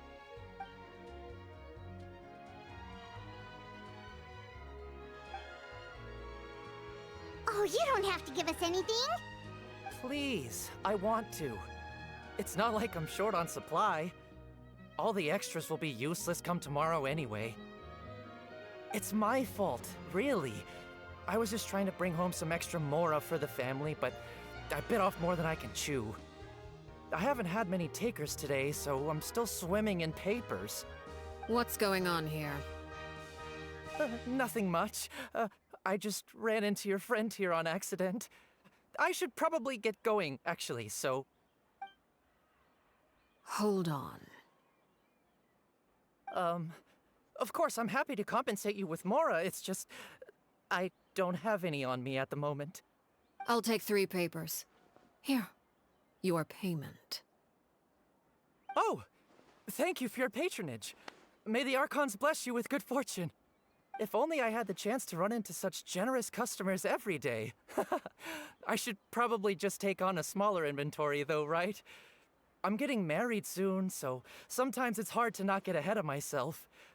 Anyway, I should head out. Goodbye!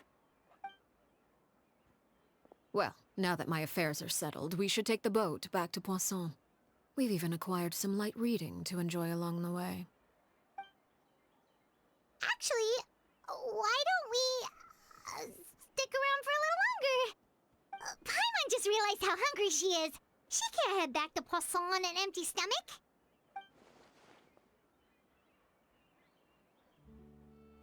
It appears you two are under the impression that delaying our return will somehow alter the situation in your favor. I'm sorry to ruin your fantasy, but your efforts are meaningless. That being said, I could be persuaded to give Linny some extra time. I just have one condition. If you agree to my request, I'll even answer some of your questions. You're quite curious about Clairvy, are you not? And my relationship to her. Wait, why are you being so generous all of a sudden? You're not gonna ask us to do something bad, are you? You overestimate yourself. You don't have the talent for bad things. Then what can you possibly...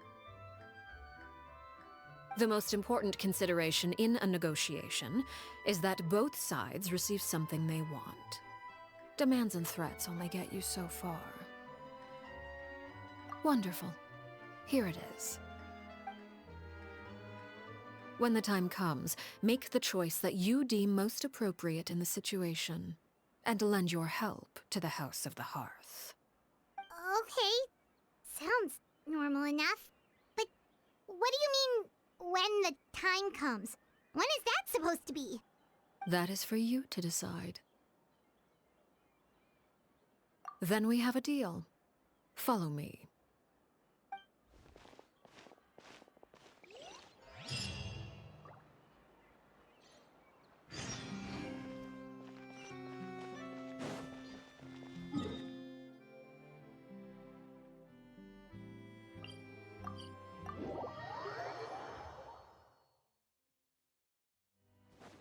Yeah!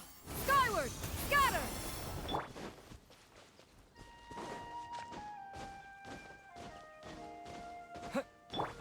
Yeah! Skyward!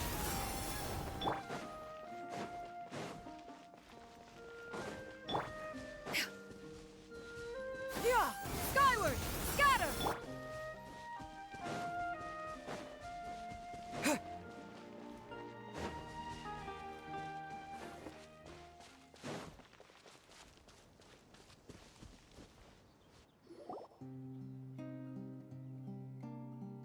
What is this place? Somewhere long forgotten by everyone. It used to be a grand building. Now it's nothing more than a pile of rubble. No one comes here anymore, nor does anyone care about what once happened here. Although, this place does have something to do with the story I'm about to tell you. It was before I became a Harbinger, and before Linny and the others joined the House of the Hearth. Due to certain events, I first killed Clairvy and then her mother. And this is where it all happened. You were the one that killed Clairvy? Patience now. Allow me to explain Clairvy's side of the story first. I'll start from the beginning. Clairvy was 6 years old when she was brought by her mother, Crucibina, to live in the House of the Hearth. From the outside, it seemed like a fairy tale. A thriving family made up of kind adults and friendly children. Crucibina was the knave at that time, and the House of the Hearth was under her control. She was Clairvy's mother by blood, but she was also the mother to all the children in the house. Clairvy was happy here, for a time. But she quickly realized that being part of this family wasn't a fairy tale at all. It was a kind of purgatory. Purgatory? Exactly. The House of the Hearth takes in war orphans from all over Tevat. But as for how to raise them, that depends entirely on the person in charge. Crucibina came up with a novel idea. She would teach the children to fight, force them to duel each other, and then crown as the king of the house the child who proved themselves most worthy of inheriting her title. It's difficult to estimate the number of children who died or were maimed in the process. There's little I can say about the ones who died. The ones that emerged with permanent injuries, on the other hand, well, they still served a purpose. They would be handed over to the doctor to be experimented on, or sent away on dangerous missions. Nothing more than tools to be used and then discarded. So those were the experiments Clairvy was talking about. But what actually happened to her? You said that Clairvy was Crucibina's daughter, so if Clairvy tried to convince her to stop what she was doing, Crucibina probably would have listened, right? Despite being Clairvy's mother, Crucibina cared little for her daughter. She forced Clairvy to join the House of the Hearth only as a means to demonstrate her own impartiality as a mother, to prove that she treated all her children equally. Clairvy did try to convince her mother to change her ways, but it was to no avail. After her efforts failed, the only other option was to rise up and try to fight back. Unfortunately, the other children had already been thoroughly indoctrinated into the illusion of happiness Crucibina had created. Of course, there was one exception. Someone Clairvy's age, who knew the truth about the House of the Hearth. Her name was Peruere. Wait, the friend that Clairvy mentioned? Friend, huh? I suppose we can call her that for now. Clairvy was a cheerful and passionate person with a tenacious spirit. Peruere, on the other hand, was rather cold-blooded. Her cold-blooded nature allowed her to see through Crucibina's facade. Yet, it was also this cold-bloodedness that prevented her from acting against it. At least at first. While Clairvy longed for freedom, Peruere was convinced that, amid all the fighting and violence, she would make it until the end. Despite their differences, the two became fast friends, united by their knowledge of the truth. Clairvy told Peruere that she hoped to create a real family, where no one would be killed or sacrificed. There may have been a certain naivete to her ideas, but Clairvy proved her determination many times over. She tried countless times to run away, ask for help, or expose the truth. But her efforts only earned her beating after beating. The only thing that kept her going was her strength of will. Even with her body racked with pain, she would still stand on her tiptoes and open the window at night. She and Peruere would look out at the moon together, a fierce longing for freedom shining in her eyes.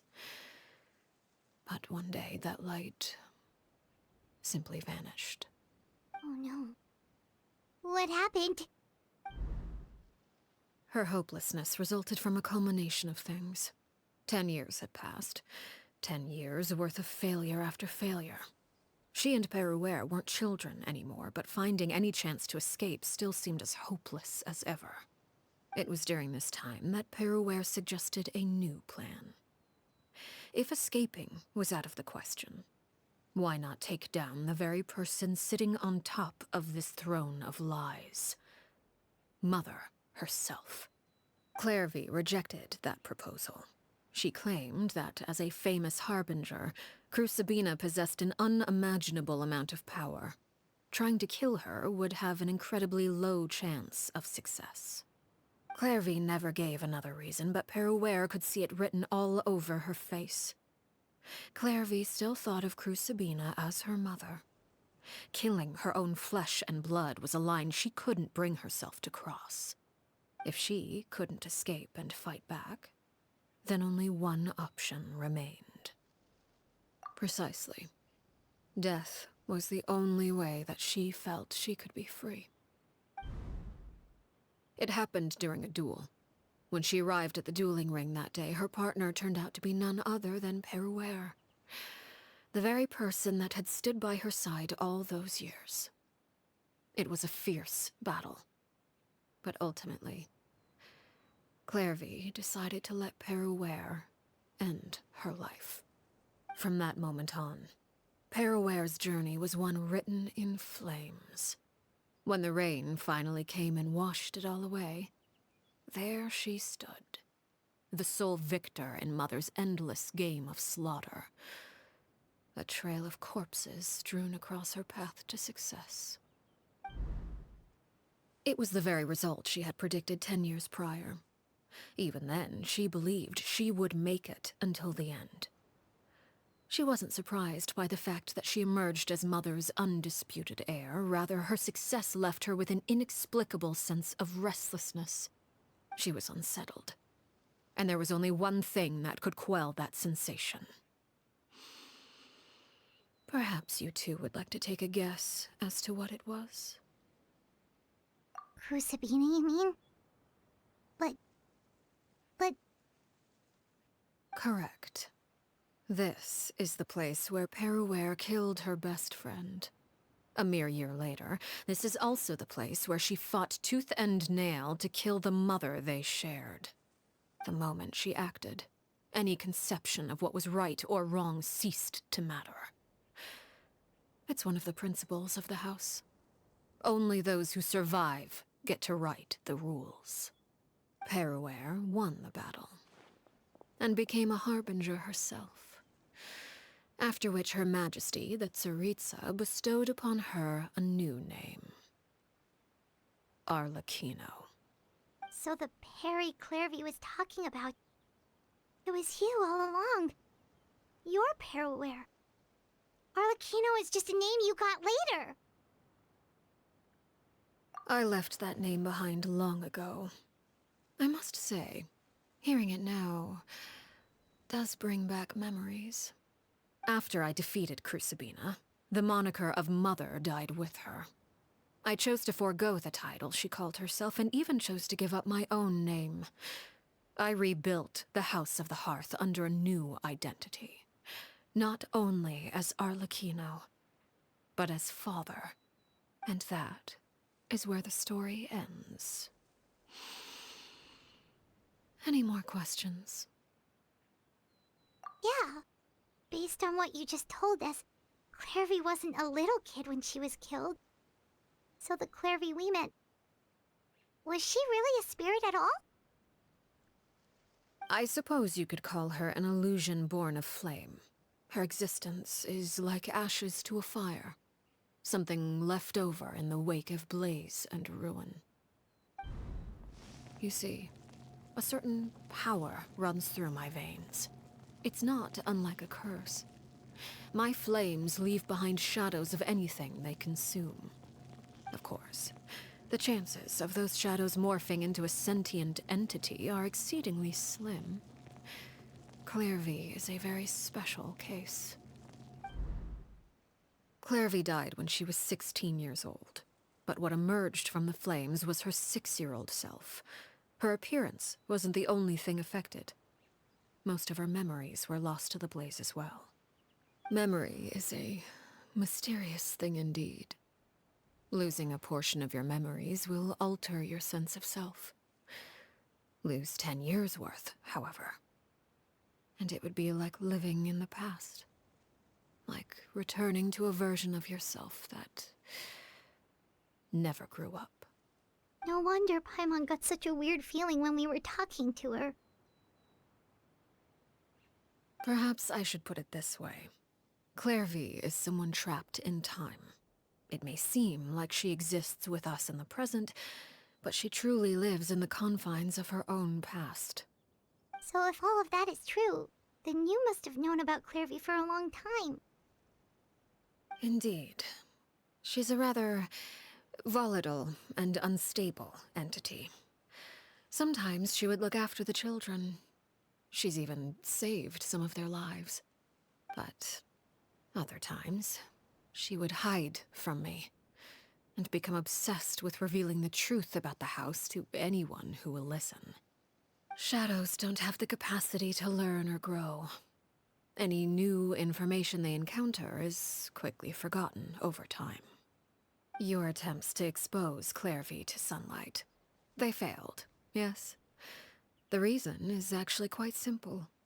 In Clairvy's mind, the house is impossible to escape, and it is this very perception that traps her there.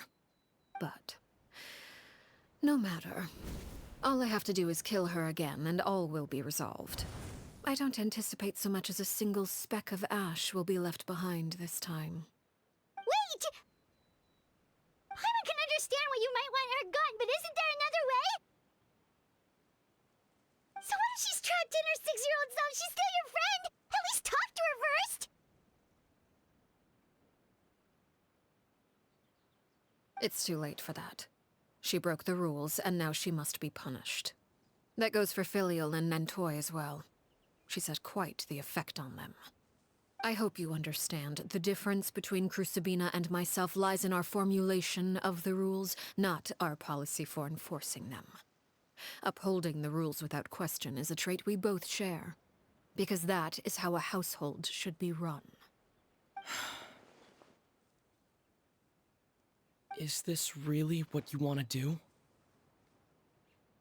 Whatever could you mean? Don't you want to say a proper goodbye at least?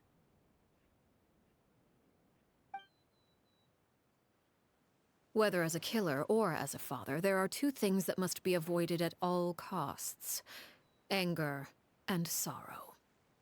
Anger makes you impulsive. Sorrow causes you to waver. Well, it appears it's about time to proceed.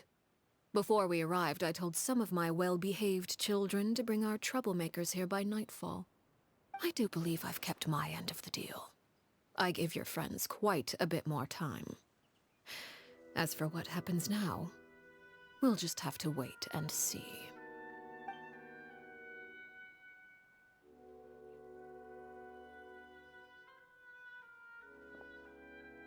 Here they are, Father.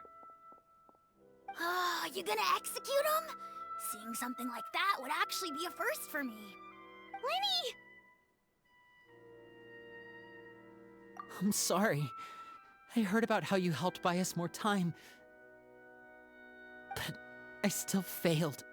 I couldn't find a way to fulfill her wish. Huh? Are you... Perry? Indeed, it's been a while, Clairvy. Perry! Shh, stay right there. I'm sorry to postpone our reunion, but first I believe certain scores need settling.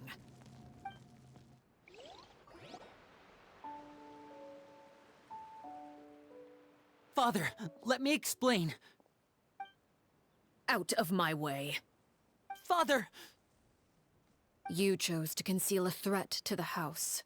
And for that, you must be punished. Overall, however, I suppose your wrongdoing is hardly the most egregious of the bunch, so I'll deal with your punishments later. As for right now, the more pressing concerns are the traitors among us. By traitors? Do you mean us? Father, let me explain. We didn't mean to...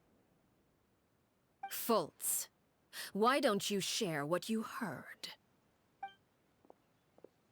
Yes, Father.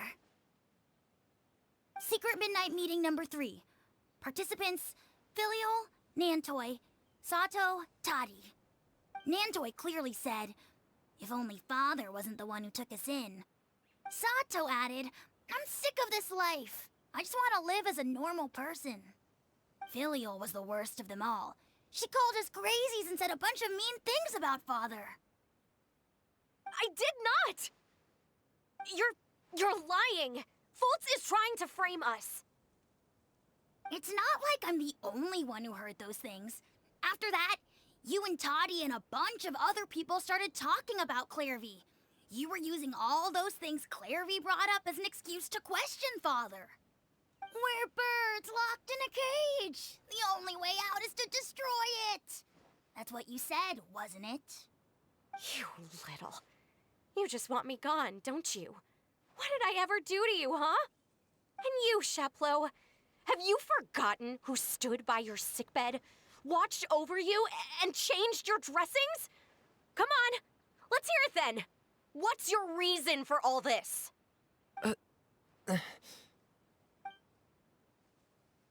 You're wrong, Filial. We don't want you to die. You're our family. Liar. You wouldn't be doing this if that were the case. So why? Why have you backed us into a corner? We all live in the House of the Hearth. You know the type of work we do, Filiol. A single betrayal can cost dozens of us our lives. It's not like it's never happened before. That kind of thing is hard to forget. That's why the House of the Hearth cannot tolerate any form of betrayal. Ever since we came to Poisson, you've had 7 secret meetings. A lot of the things you talked about really crossed the line. You've been spying on us for half a month? Wait a second. Now that I think about it, the move to Poisson was just a way to make it easier to spy on us, wasn't it? Because we were all in one place. You've had this planned all along. Filial, Nantoy, I'm sorry. I owe you both my life. I owe Clairvy too. If it weren't for all your help after I got poisoned, I wouldn't be standing here today. If this were any other situation, I would do anything to repay that kindness, even if it cost me my life. But rules are rules. I'm sorry. My hands are tied. Why? Why? That's enough, Filial. We made a mistake, and we should own up to it. We broke the rules, plain and simple. And now we have to face the consequences. I'm sorry, Chapleau. Fultz. I'm sorry, Father. We accept our punishment. Chapleau, according to the rules of the House of the Hearth, how should these traitors be punished?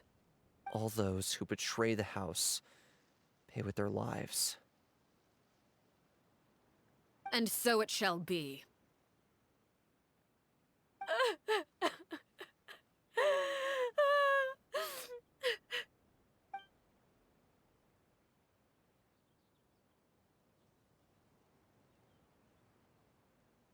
Father, please wait! Something you want to say, Linny? Please reconsider, Father. What Filial and the others did, does it really count as betrayal? We all come from broken families. From the very first day we joined the House of the Hearth, we wanted nothing more than to make it a real home. But the truth is, none of us know what a real home should look like. I'm not saying I have all the answers. All I know is this. Killing Filial and the others may uphold the rules, but doing so will only bring us further away from being a real family than we've ever been. So please, Father, please reconsider. I agree with Linny. Father, please. Linny, you...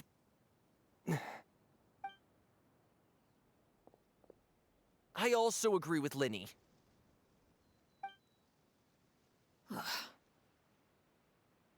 An order once given cannot be rescinded. However, given the extent of your determination, I suppose we shall have to go about this a different way. Draw your weapons and face me. Our weapons? Father, are you referring to a duel? Precisely. The rules of the house will not be altered. Traitors must be punished. However, resolving disputes with a duel is also one of our rules, one that also applies to me. Demonstrate a sufficient showing of strength, and I shall offer a concession. Wait. Beat Father in a duel? Impossible. Father is way too strong, even for Lenny.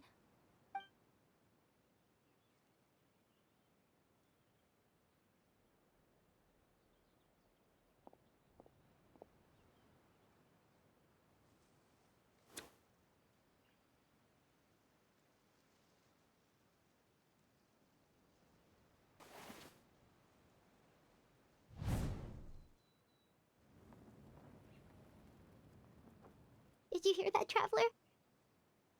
Lynn and the others have to duel the knave. What should we do? Can they really win something like that? If they lose, those people from the house are really gonna be executed. Hey, are you listening?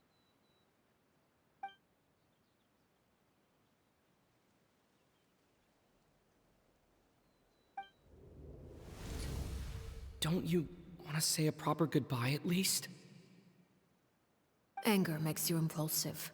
Sorrow causes you to waver.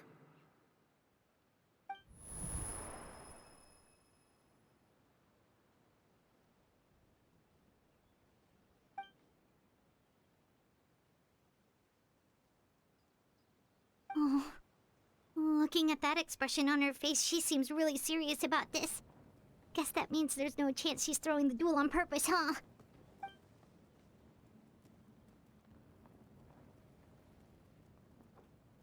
When guests are around, families are often on their best behavior. And any disputes are less likely to escalate. When the time comes, make the choice that you deem most appropriate in the situation, and lend your help to the House of the Hearth. What's wrong, Traveler? Hey, where are you going? Traveler? You're asking to join the duel against the knave? I'll allow it. We do have a ready-made dueling ring at our disposal, after all. All I would advise is this. Keep a firm grasp on your weapon, and give it your all. Any less, and you may just lose your life.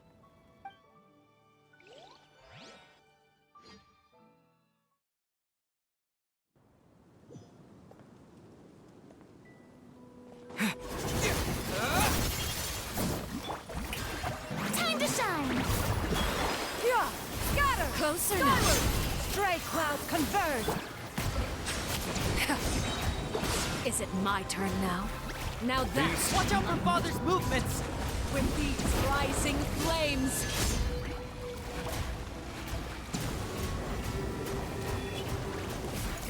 Silence! With the fall of darkness, destruction shall rise! Have a taste of purgatory. Over here! Bow your head. Is it my turn now? Go! Yeah! Let the mighty be humbled. Not bad. You've proven to be a worthy opponent after all. Look out!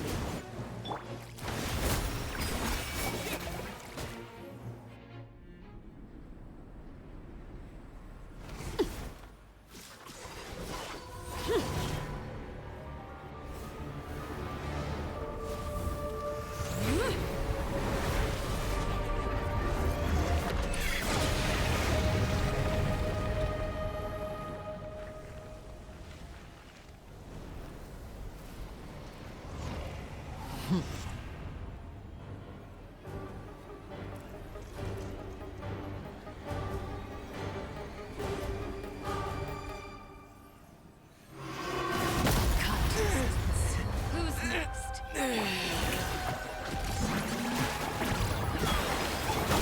Silence!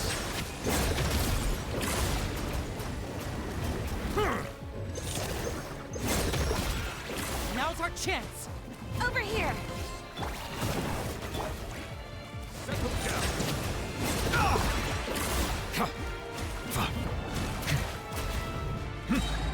Be sanctified. Let's see how strong your resolve truly is. Watch out for Father's movements! Look out!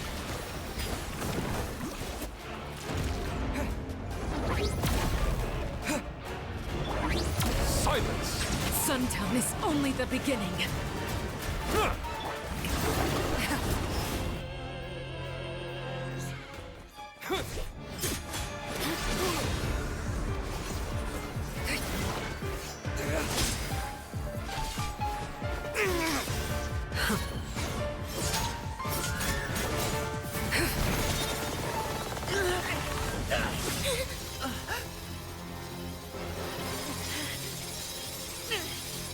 You should know better than to crowd in one place.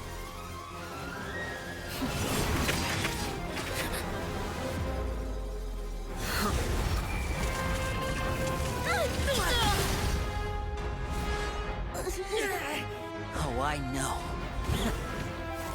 No! I'm sorry, Father!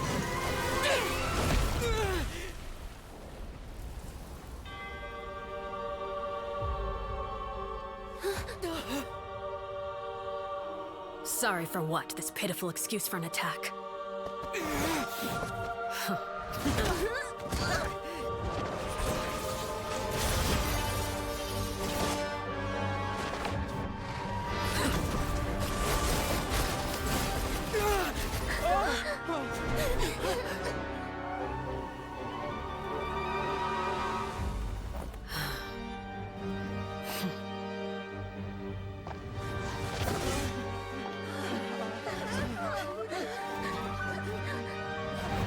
Father, no!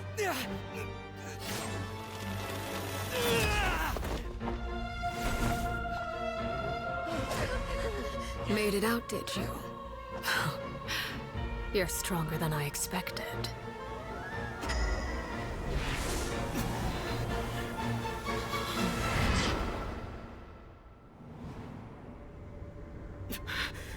A crimson moon? I can't move.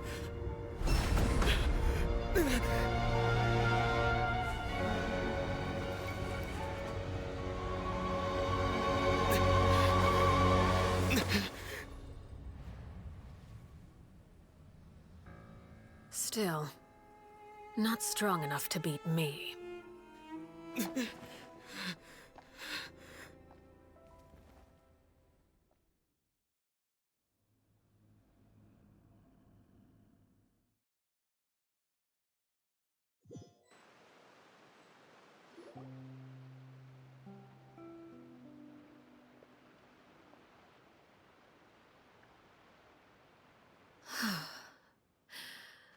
I believe we can end things here. It's not often that we get to enjoy the company of guests, after all. We wouldn't want things to get too out of hand. Brother, are you all right? Lenny! Given that I am the victor of this duel, as agreed, the punishment stands. No! I never thought things would end like this. However, everyone involved in the duel demonstrated a remarkable level of strength and determination. In light of this, I'm prepared to change the method of execution.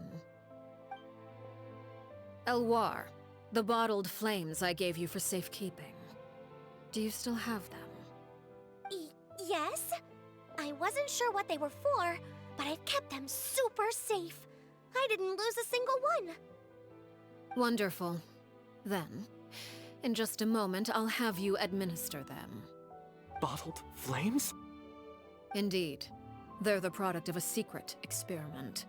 Under certain special circumstances, flames can be extracted from my person and preserved. Once ingested, searing pain will spread across every inch of your body. No harm will come to you physically, but your memories will be burned away. If you can withstand the pain. When you awake, you'll have forgotten everything you know about the House of the Hearth, and will be expelled from the organization. In other words, administering this concoction will kill the version of you that grew up in the house, and give you a new identity.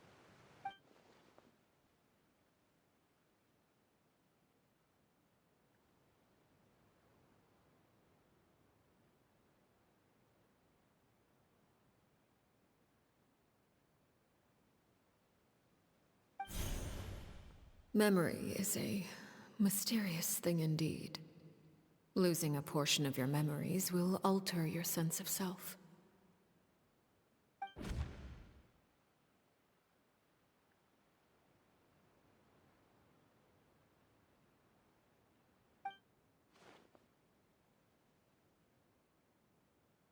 So, you're just letting us go, Father?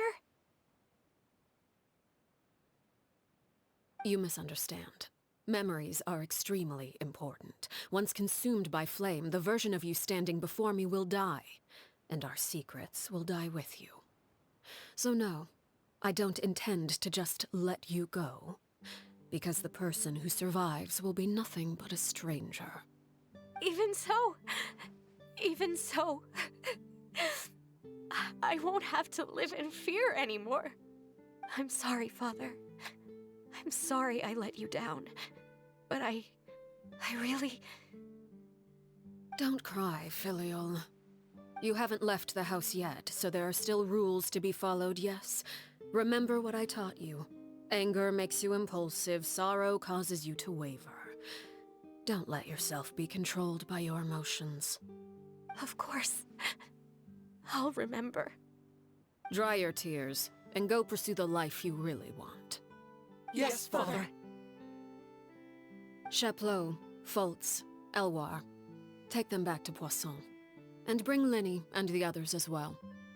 I prepared 3 extra vials of bottled flames. As for whether to take them, the choice is yours. Goodbye, children.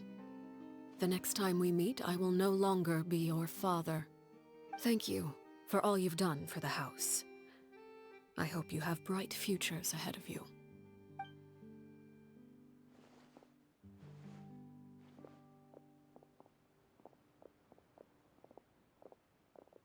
Father.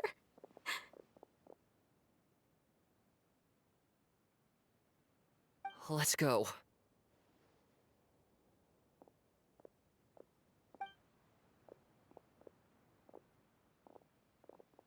Here, grab my arm, Lenny. I'll help you walk back. Thank you.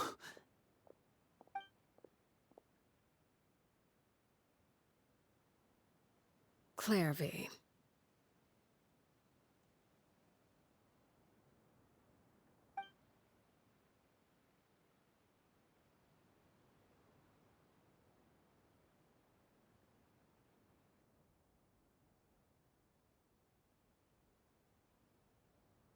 Can we talk now? I've been waiting for a super long time. You really are Perry, aren't you? I haven't seen you in so long. How come you're all grown up?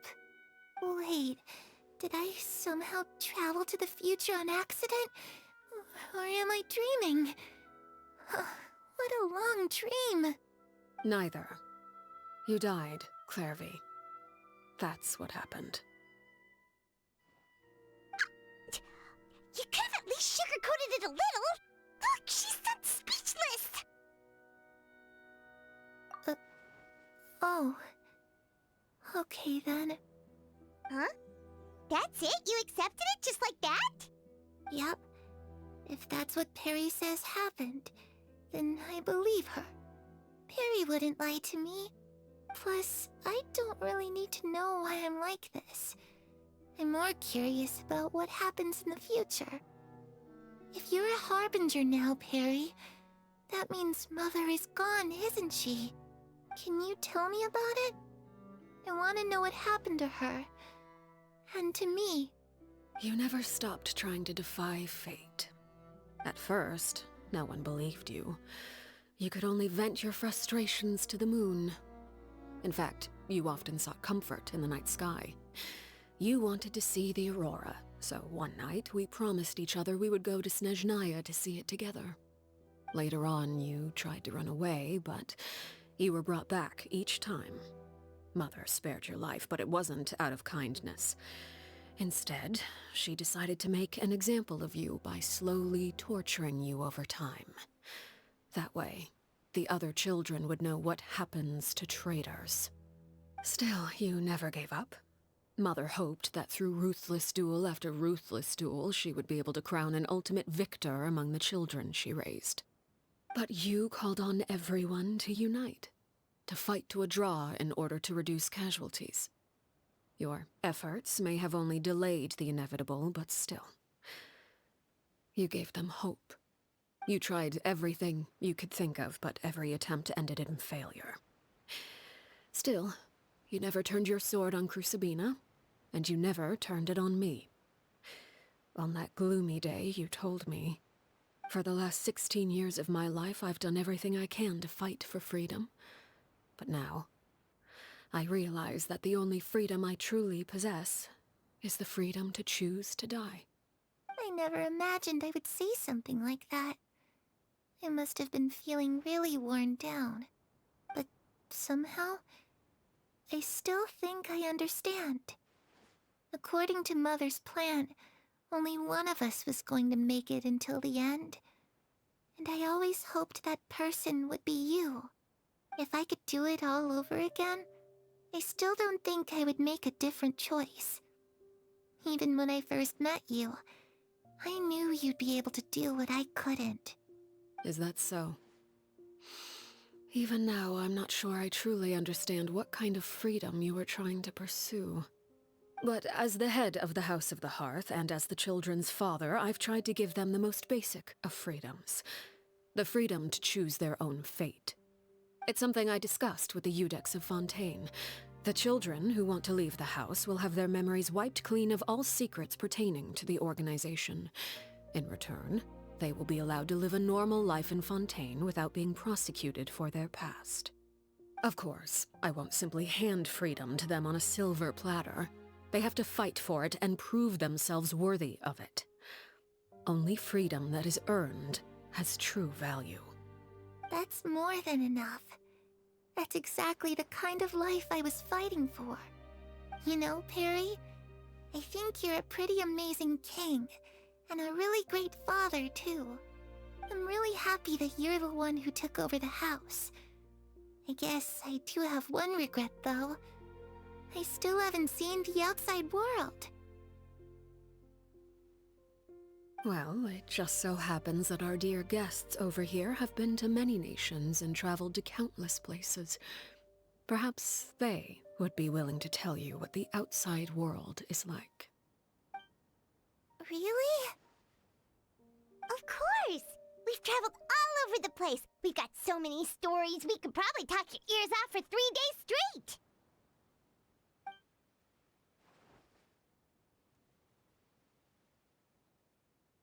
You know, I used to dream of being a bard. Playing the lute while singing into the winds of freedom. Even if there was no one there to listen, I would have continued to sing no matter what. Ah, that's where Mora comes from. I never knew that before. If I had some Mora, I would buy 3 new dresses.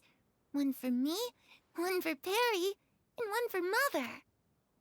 It's just too bad Perry doesn't like wearing dresses. And Mother, well, she probably wouldn't accept something like that either. I guess I'd just have to keep them all for me then. I could wear a different one every day. Those yokai you mentioned, what do they look like? I once saw a drawing of this one guy with horns on his head and a super scary face. Are there any yokai like that? Oh, sounds like you're talking about an Oni. Yup, we've met one, and let Paimon tell you, they're not nearly as scary as they look. I was always too afraid to skip Mother's fighting lessons.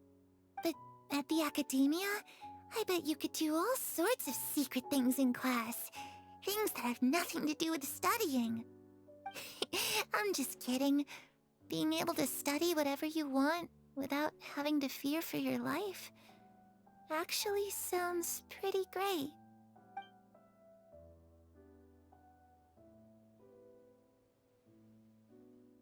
The situation was super dangerous. Lenny and Lynette were accused of committing a crime, and they were going to have to stand trial at the Opera Epicles. Oh no! That must have been hard for all of you. What happened next? Don't worry, we were able to turn the situation around super quickly, all thanks to Detective Paimon, of course. How'd you do that? Come on, tell me.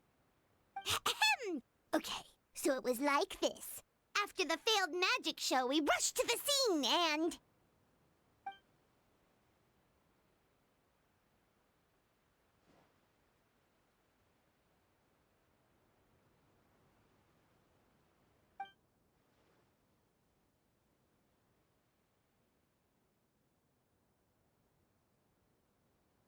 Shadows don't have the capacity to learn or grow. Any new information they encounter is quickly forgotten over time.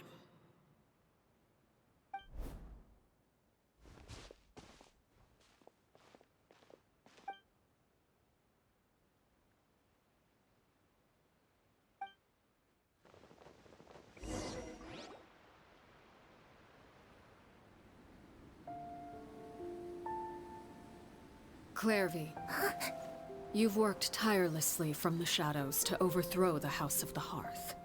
Now, by my authority as the Knave, I shall announce how this matter ends. You are hereby expelled from the House of the Hearth. You are no longer tied to this place, nor are you bound by its rules.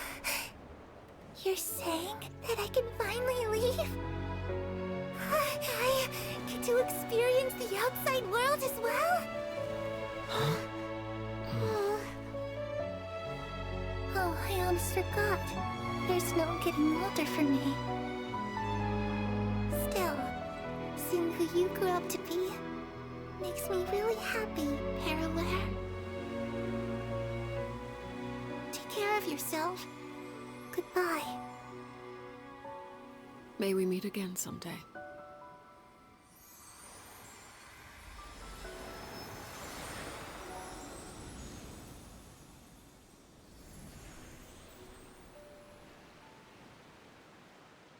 Clairvy.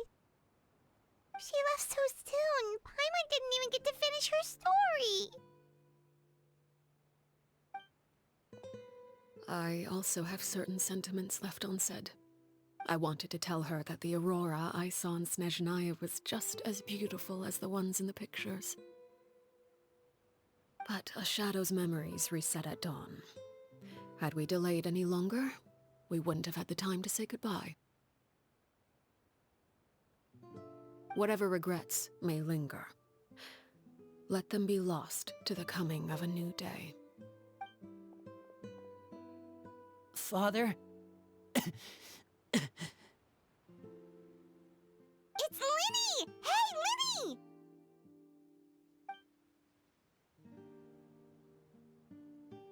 What is he doing back here? Let's go check it out.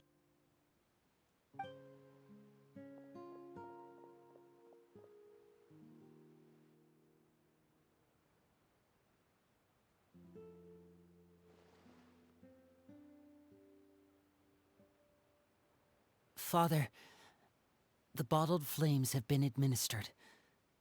Filial and the others have left the house. And you?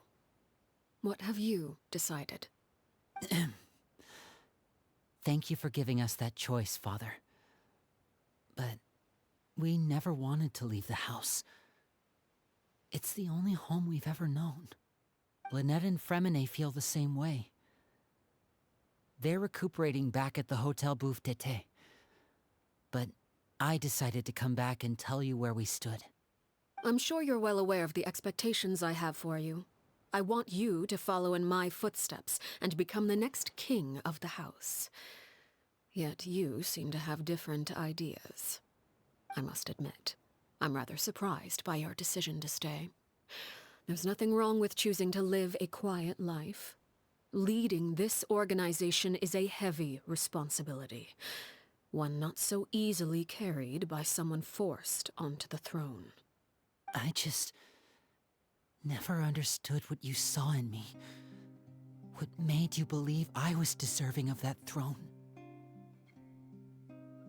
You're brave, talented, and, most importantly, you cherish your family.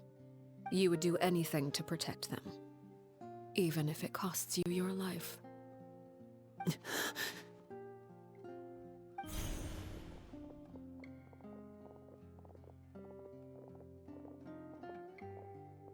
Speaking up back there was so brave of you, Linny. It's all thanks to you that we were able to convince Father to back down. You're a hero, Linny. Hero? Father is the real hero. Had Father gone all out during the duel, there's no way I would have walked away with my life. She must have had it all planned from the beginning, from the very moment she suggested a duel. I'm not deserving of that title. I'm not strong enough or smart enough. You're wrong. In my opinion, all you need to be deserving of the throne is conviction and the necessary strength to act on it. We may have different ideas of what it means to be a family, but you can hardly be said to lack conviction. What you truly lack is strength. For someone of your talent, though, that's something that will come with time. Even without that strength, you still chose to face me in a duel, even though the odds were stacked against you. That capacity to honor your convictions is what I truly see in you. Father. No one knows what the future holds, what tragedy or triumph may be in store. Being at the head of this organization requires the strength of will to face whatever comes. Caution will only hold you back. If reaching a certain standard were required to go after what you want, I would never have succeeded in killing my predecessor. Back then, there was still a considerable gap between our abilities. Strength may decide the ultimate victor, but those who let a lack of strength dictate their decisions or undermine their convictions will never be worthy of the throne. I understand, Father. Thank you. Children must grow up to surpass their parents. Only then can a family continue to flourish. The road ahead is not an easy one, so I'll ask you one last time. Are you certain you want to stay? You've done so much for me, Father, and that kindness must be repaid. Plus, with Project Stuja at hand, there are many dangers ahead, and I, for one, don't intend to back down. Protecting my family at all costs. That's my conviction. Then you're welcome to stay. As for Project Stuja, you need not be too concerned. If those cowardly businessmen and heartless dignitaries try to take us down, I'm prepared to teach them a lesson. Having members who longed for the light was our organization's last weakness. With those members no longer among our ranks, the House of the Hearth is like a spider hiding in the shadows. We need only wait for our prey to come to us. At present, our imperative is to use their plan to our advantage. In doing so, a crimson moon shall rise amid the frigid blizzards of winter. No demonstration of loyalty shall go unrewarded, and no sacrifice shall be in vain. As for the two of you, whether we meet again as friend or foe, I'll remember the camaraderie we shared in this moment. No matter how arduous the journey ahead, I hope we both reach our desired destination.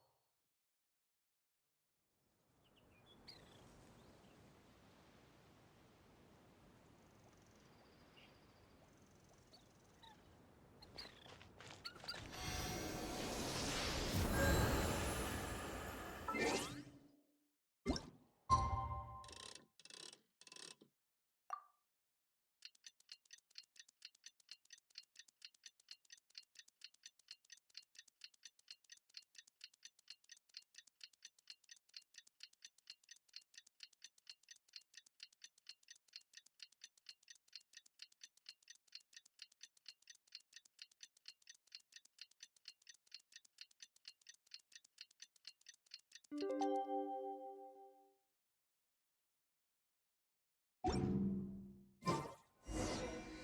Linny say that Lynette and Fremine were recovering at the Hotel Bouffe d'été? Oh, Paimon wonders how they're doing. Maybe we should go check on them.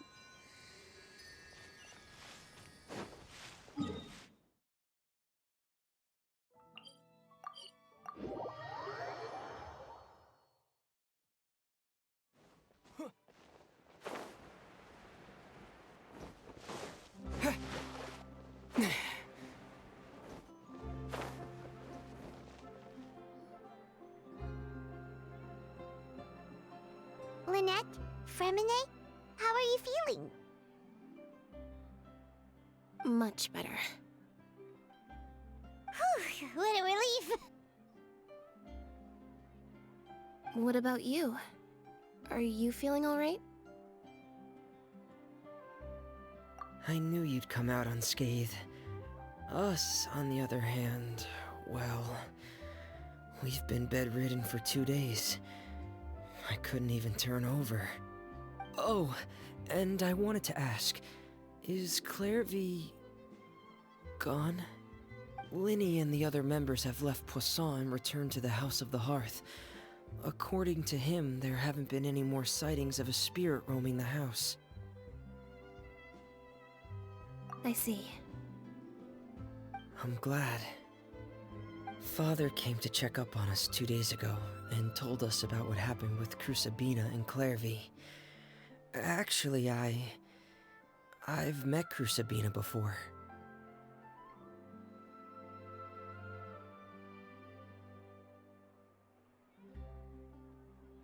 Wait, what? You've met the former knave? Crusabina died a year after Clairvy. It was during the year between their deaths that I joined the House of the Hearth. Crusabina had an extremely cruel and radical way of doing things. While she was alive, the atmosphere in the house was suffocating. When I joined, though, the experiment she valued so much had already come to an end, and all the people involved, dead and injured alike, were gone. Crusabina never talked about the past with us newcomers. A couple of months after I joined, Father killed Crusabina and burned all her files. With that, the names of all the people subjected to her experiments, Clairvy included, were lost to the flames, along with the painful memories they represented. Father took in Lenny and me a couple months after that, but she never mentioned anything about Crusabina or Clairvy. It really seems like something she was planning to keep to herself. The last time you talked to her, did she mention why she kept it a secret for so long? She said she didn't want us to be affected by the darkness of the past. She was worried we'd develop a false sense of gratitude towards her if we knew about it. The foundation of a family should be free of any corrupting influence. Whatever happened in the past, it has nothing to do with who we are now. And that's what Father told us in the end. But I still thanked her for everything. It was only after hearing about what Crusabina did that I finally realized how insignificant our lives could have been. The members of the house meant nothing to her. To say that she valued them in any way, even just as a tool, would probably be giving her too much credit. If Father hadn't taken over the House of the Hearth, I probably would have already... Father rarely brings up the fact that she saved us. She doesn't believe that being indebted to her should be what ties us together. But even if we didn't owe her anything, we would still choose to stay. Because this is our home. We may have arguments or times when we feel wronged. Some people may even choose to leave. But as long as Father is here, we will always have a home. Whether the path before us is bathed in sunlight or shrouded in shadow, we'll follow Father wherever she chooses to go. So I wanted to say thank you for helping us make it through this crisis. Without your help, we could have lost a lot more along the way. Oh, we didn't do anything, really. Of course. You're welcome anytime. Are Filial and Nantoy okay? I actually saw them at a cafe this morning. They didn't recognize me. From what I could tell, they were drinking coffee and talking about one of the operas that started running recently. They seemed happy. If I had to take a guess, I would say they finally found the kind of life they always wished for.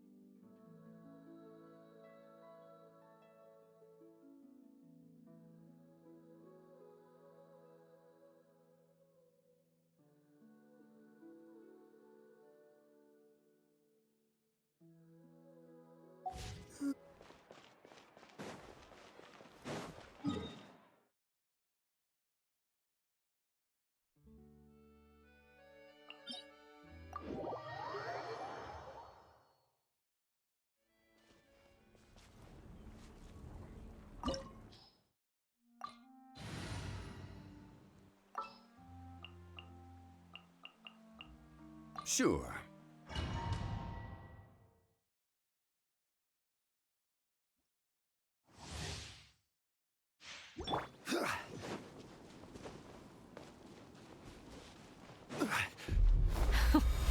Afraid? Stabilize! Or do you not even have the courage to be afraid? Got her! Is it my turn now? With these rising flames! This is order! Now that's more like it. Got Is her! it my turn now? Strike a pop! With the fall of darkness, destruction shall Let rise. the world collide! Have a taste of purgatory. Make way for the... The time beckons. Spare your energy. Running is of little use. Gather! Not bad. You've proven to be a worthy opponent after all. Skyward! Scatter!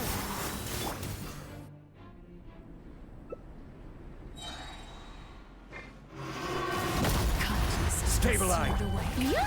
My Bow blade your is head. all that remains. Scatter! Skyward! Time to shine! Seize the skies! I will have order! Solidify! Settle down! Suntown is only the beginning.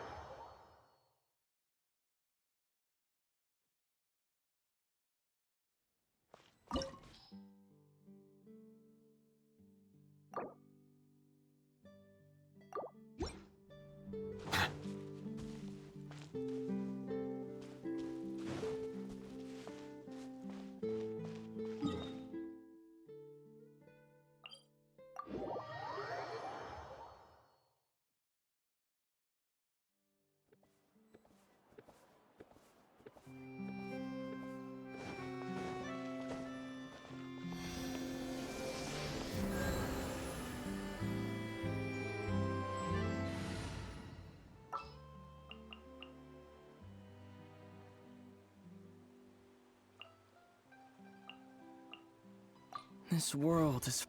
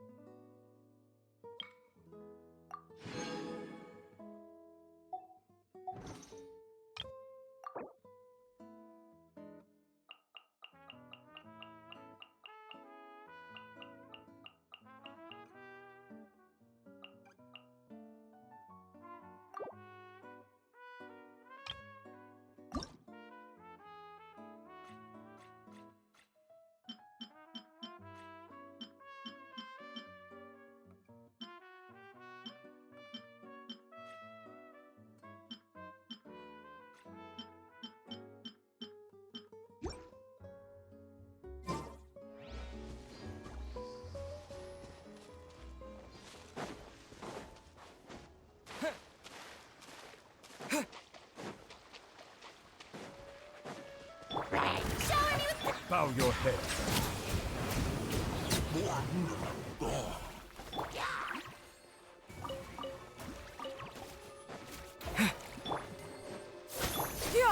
Scatter!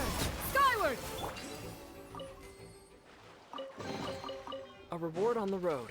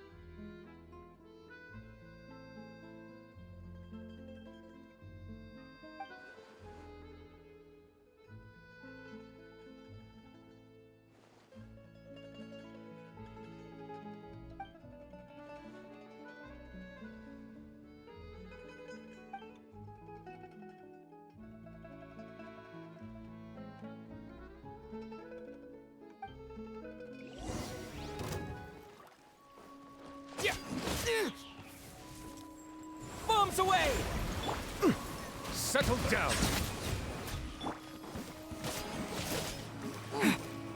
Yeah.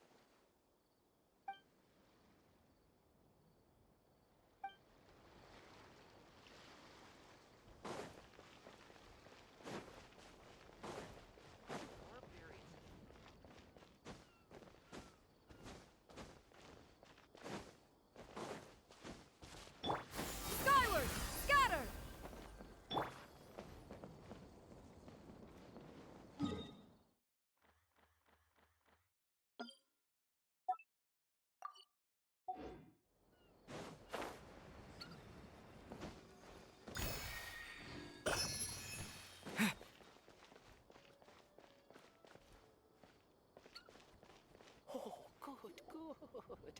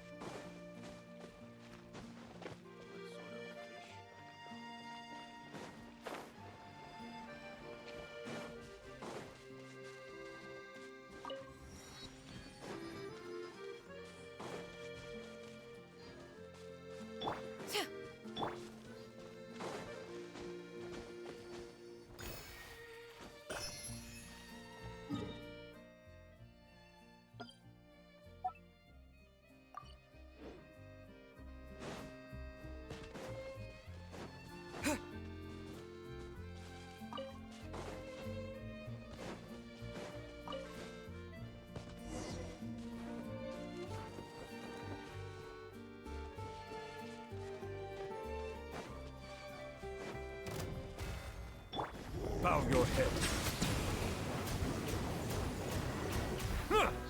Strike a pop! Yeah! Scatter! Skyward!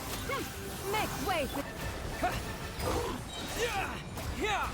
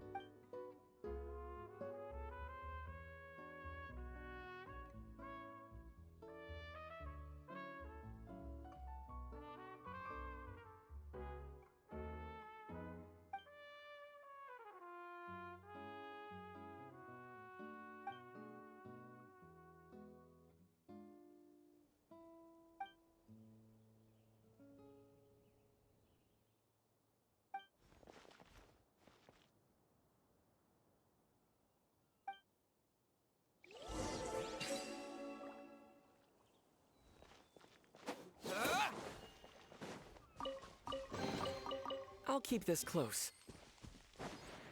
Yeah! Skyward! Scatter!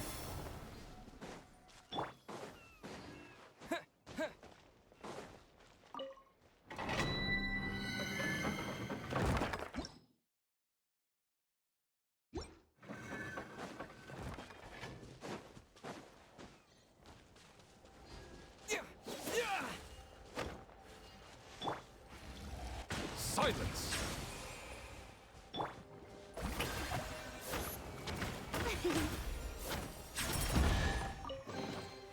Take it!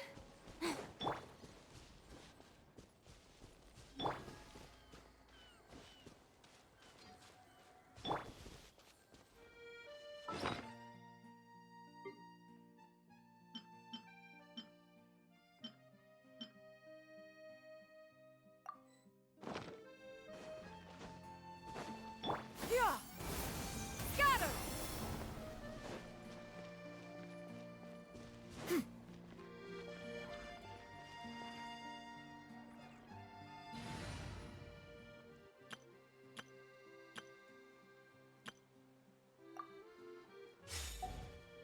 Keep up. Everyone hold hands. The doctor was singing. Remember. Odds reveal. And Shroud! I hear everything! No rest for the wicked.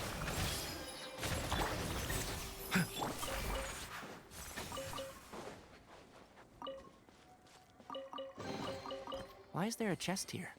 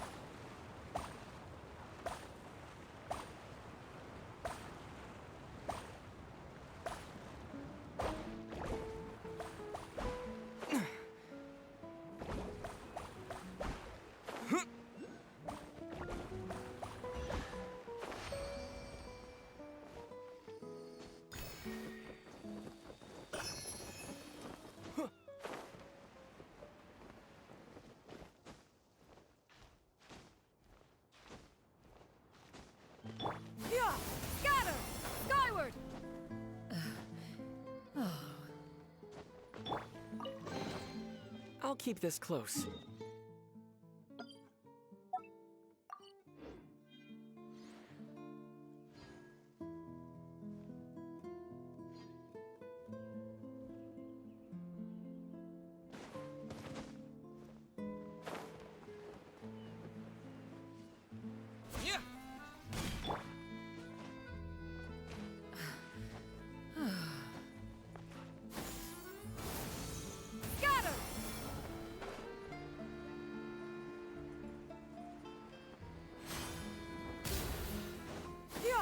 Skyward!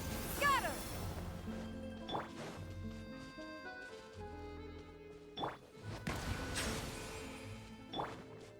Shower me with praise! Ah.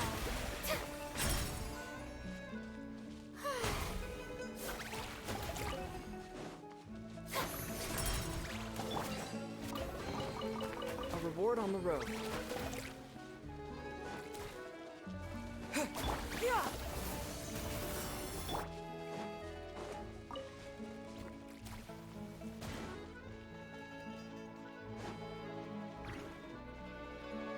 not be complacent, citizens. They could attack at any time.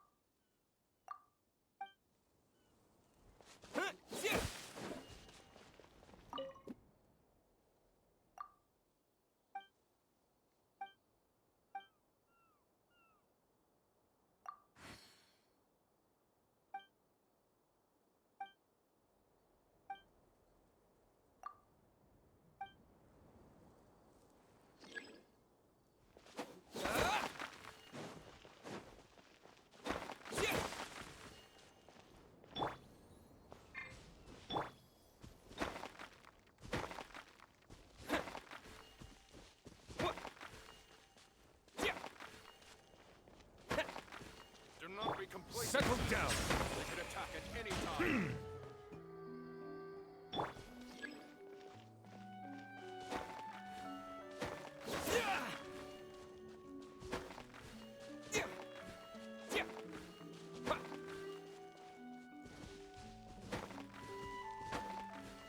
Do not be complacent, citizens. They could attack at any time. Skyward!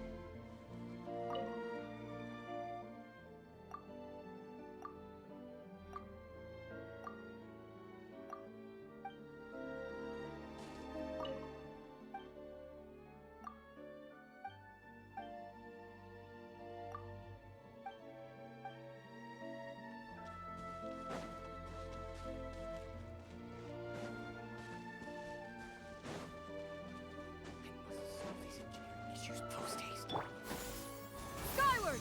Scatter!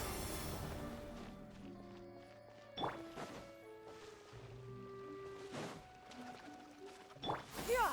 Skyward!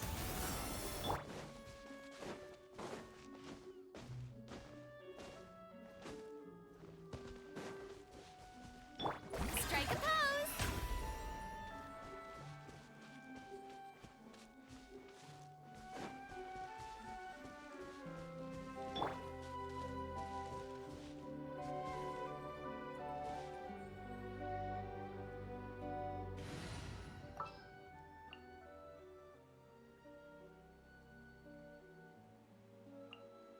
Well...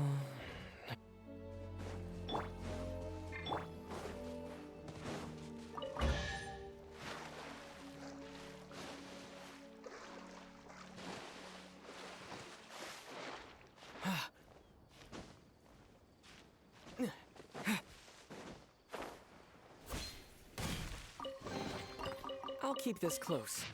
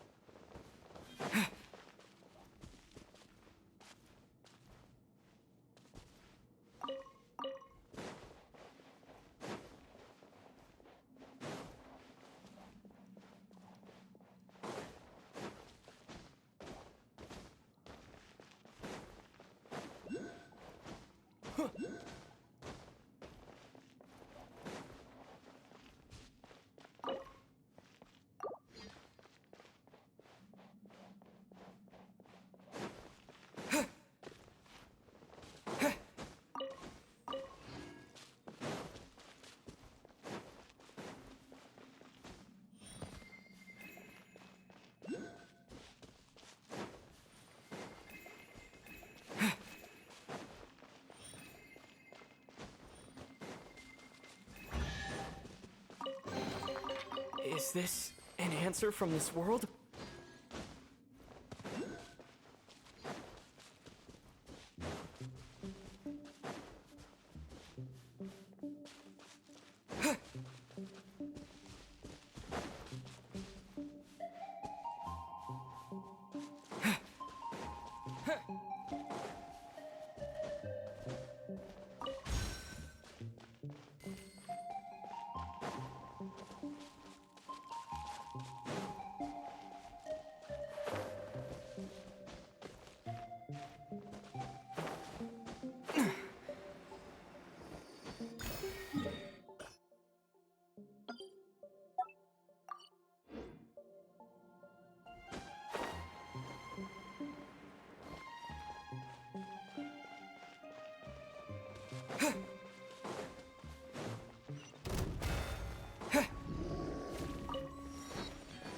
Bow your head. Dead reckoning! Pair! Please, no. Get in gear! Be sanctified.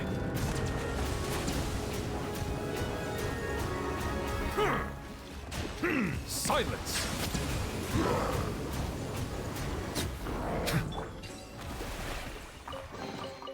Take it!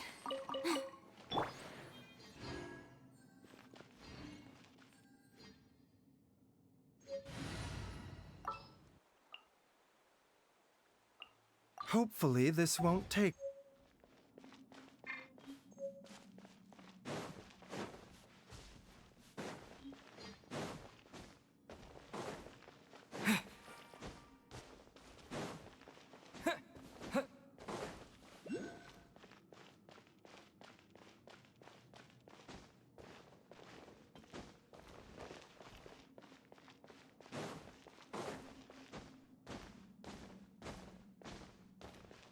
Mind the side effects.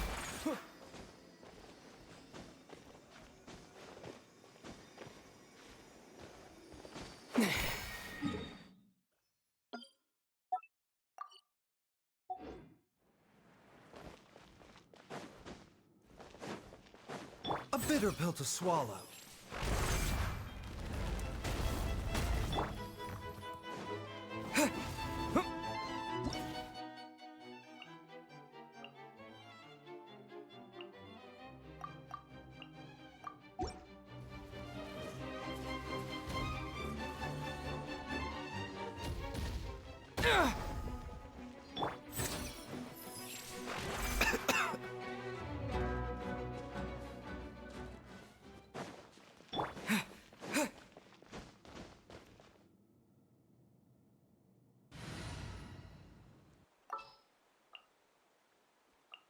One is fast on one's feet. Try to keep pace.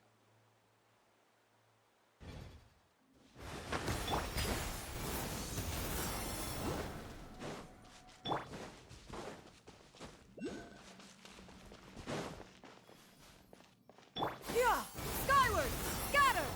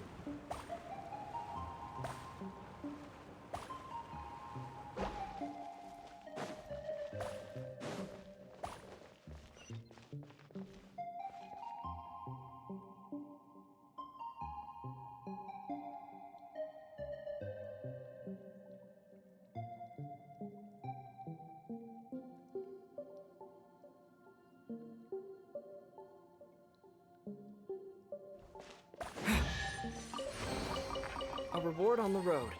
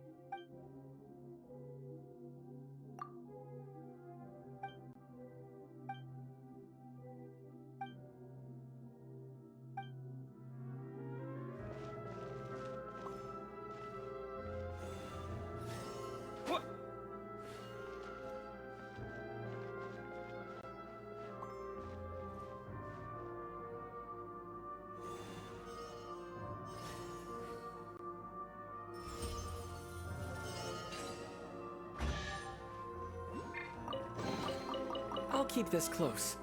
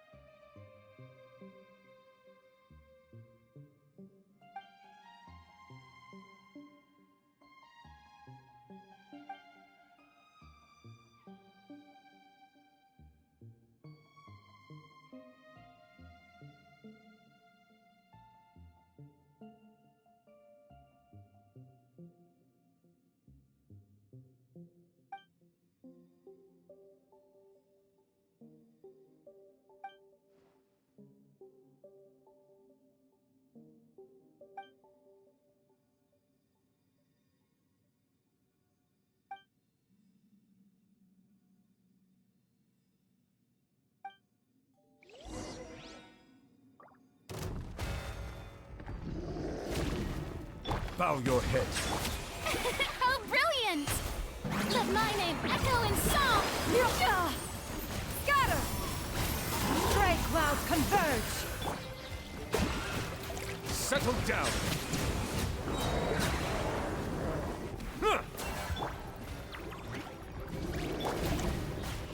Yoo-hoo! Time to shine! Riveting! Make way for the adept! Let the mighty be humble.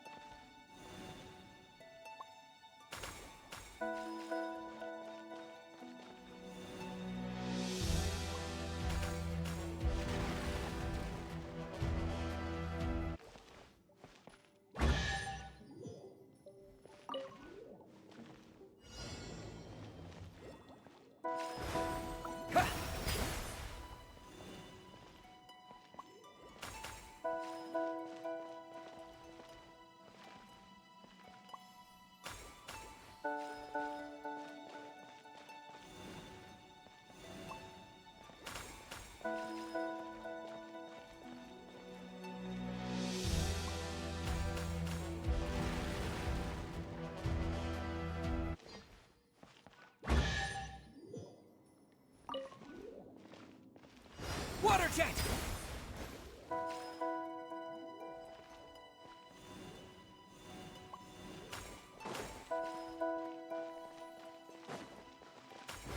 Go!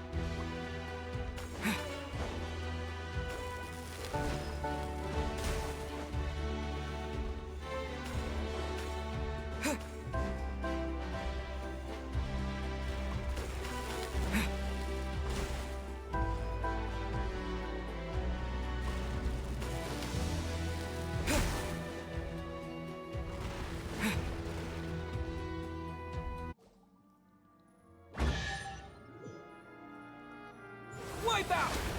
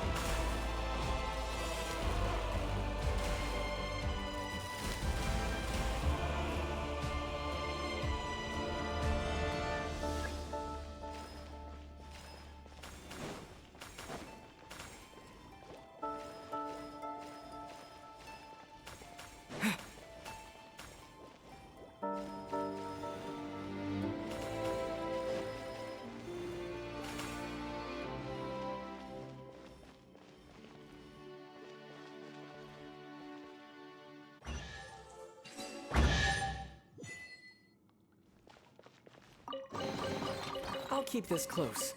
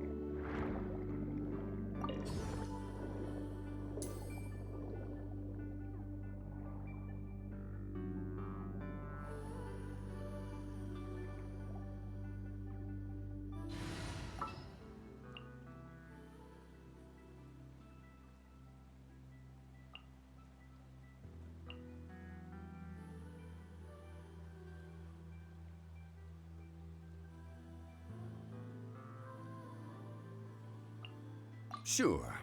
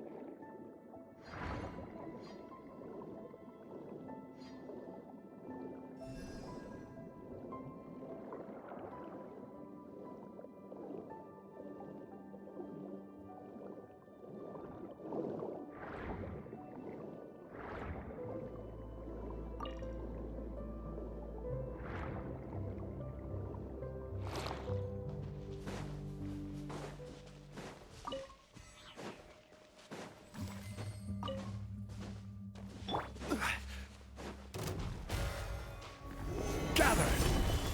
Silence!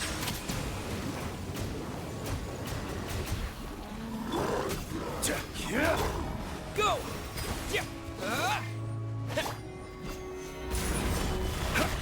Frost is coming! Get in gear!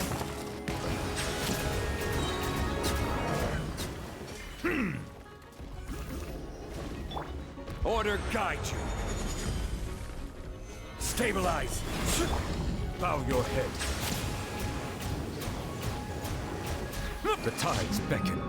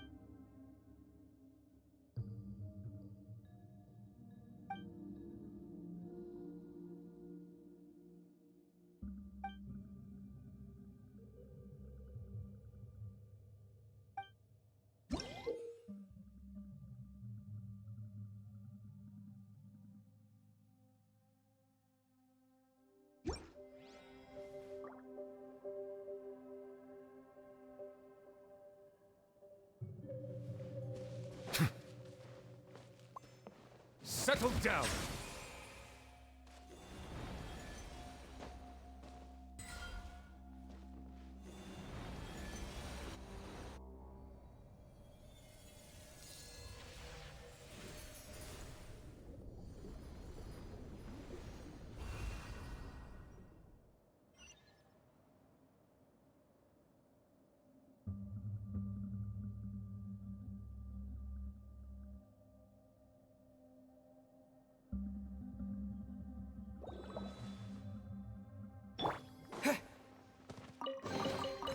I'll keep this close.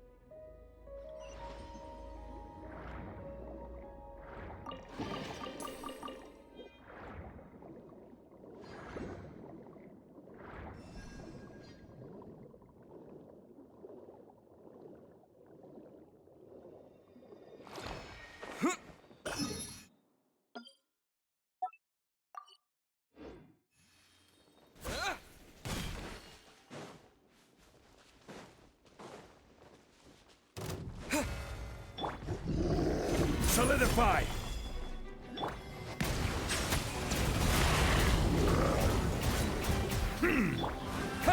Bombs away! Gather!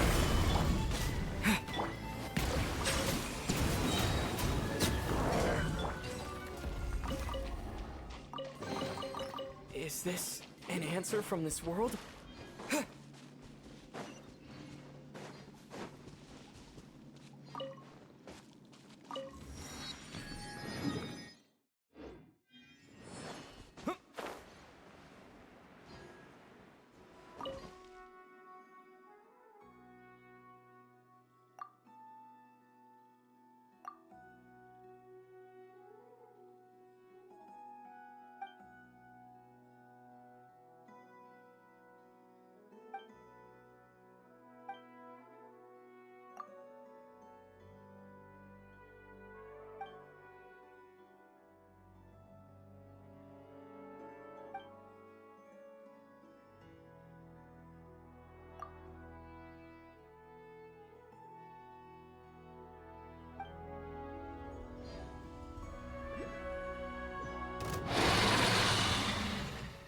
Silence! Stabilize! Frost is coming!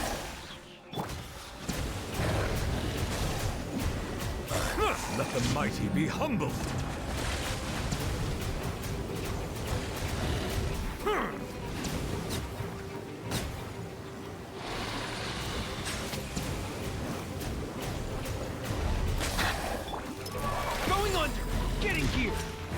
Frost is coming! Wipe out! Gather! I will have order! Bow your head.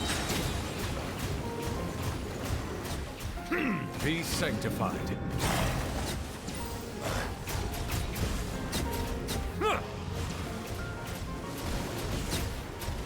Silence!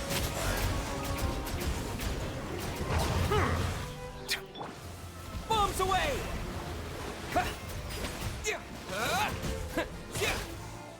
Let the mighty be humble. This is order.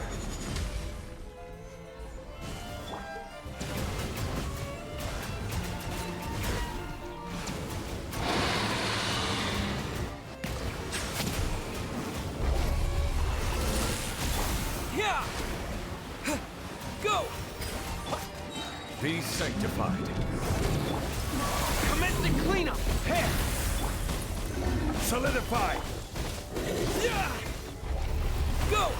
Bow your head.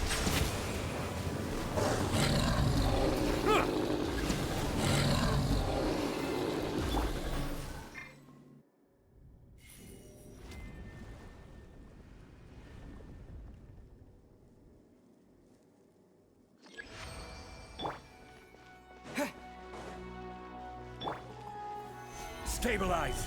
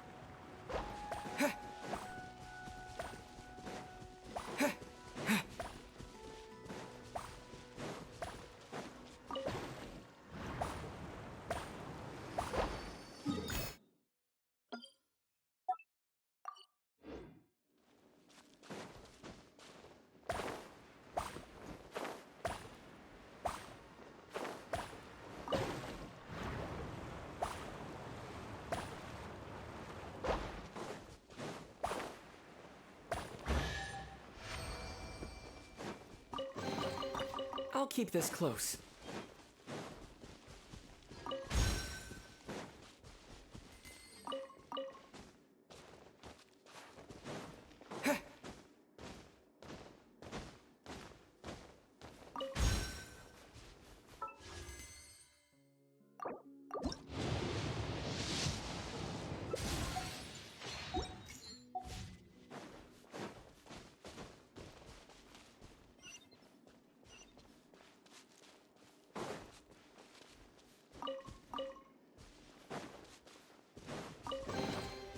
Is this an answer from this world?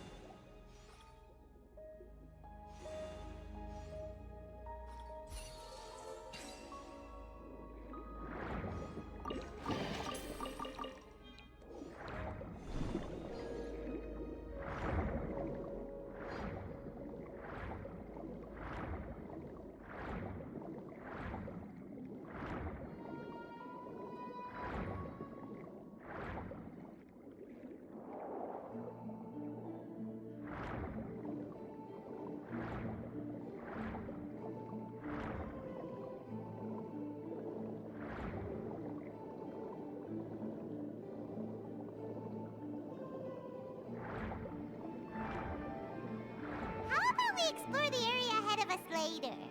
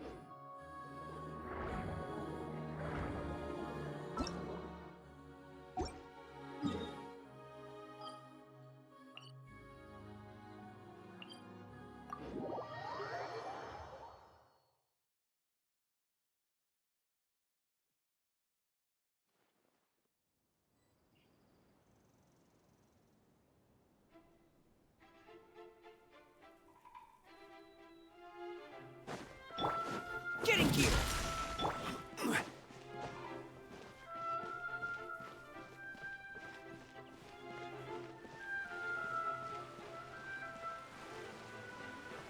That's all well and good, but I just want our child to be safe and sound.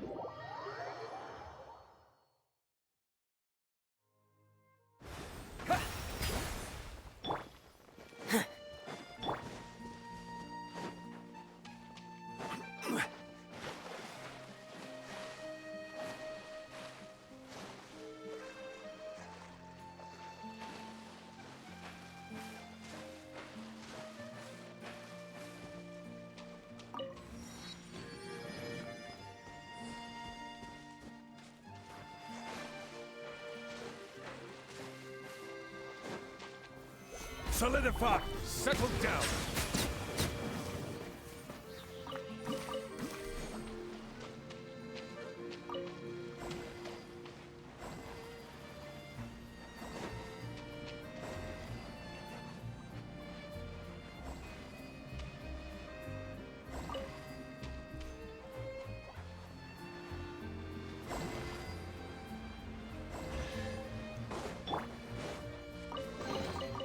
Is this an answer from this world? Water jet!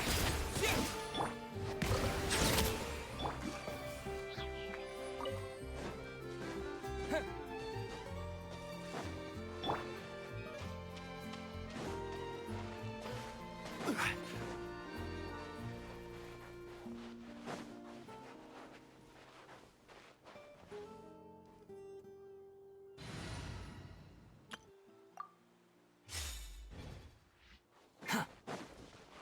Squall and Fury!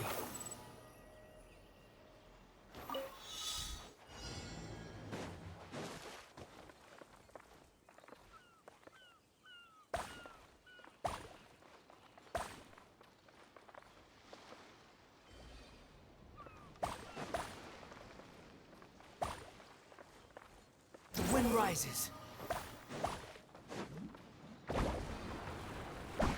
Gah!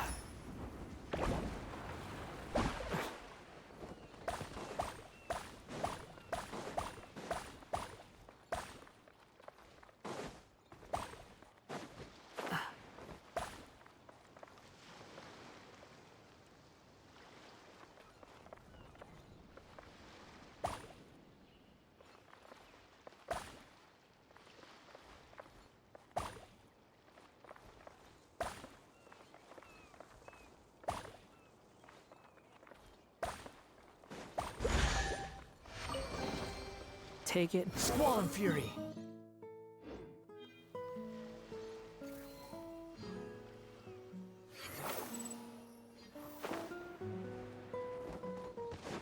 Yeah! Skyward! Behold!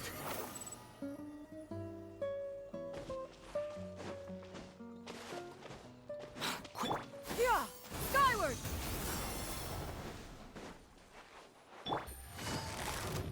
Quietly now.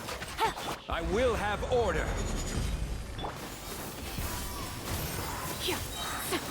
Stray clouds converge! Things are about to get dicey.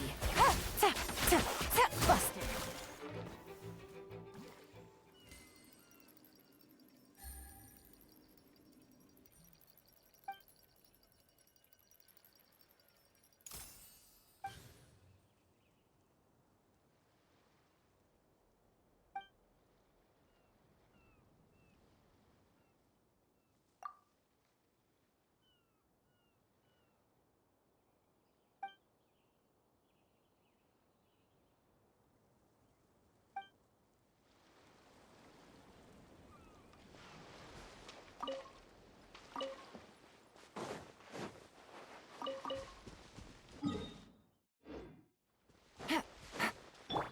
The wind rises.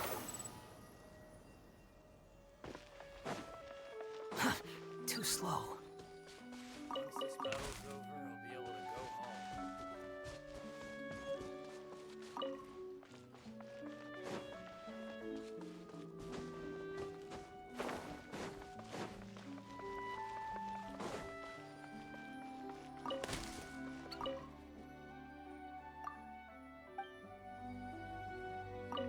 Chin up, soldiers! Look to your equipment. Don't lose them again.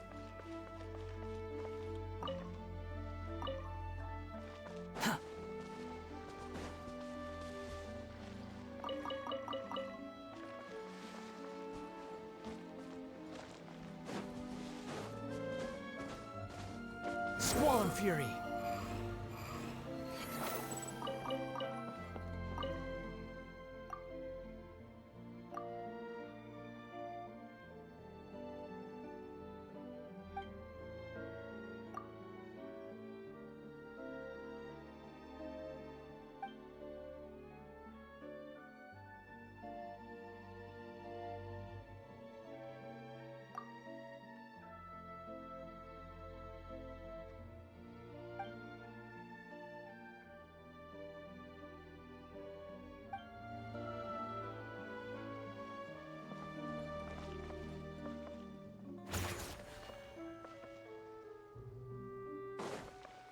Chin up, soldiers! Look to your equipment. Don't lose them again.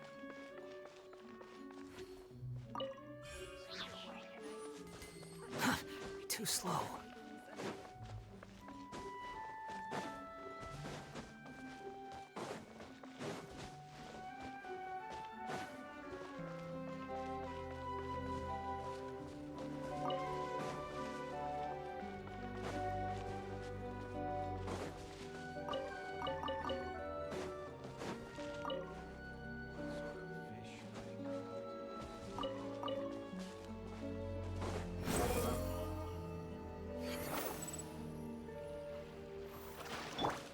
Yeah!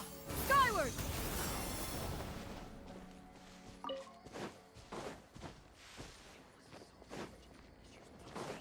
Must solve these structural issues post-haste.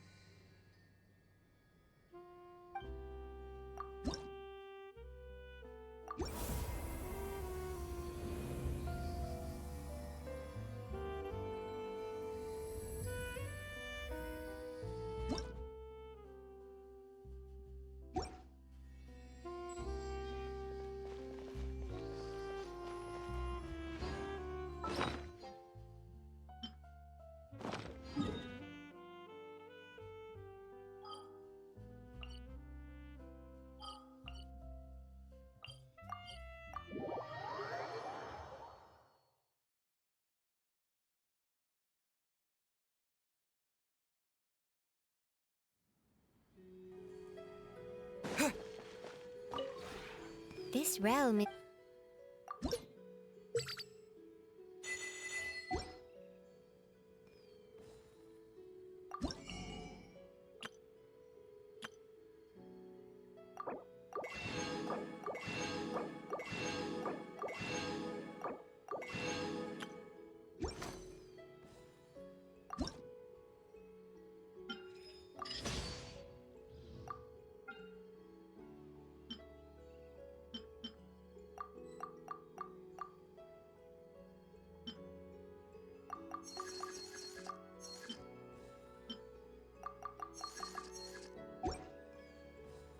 If you ever...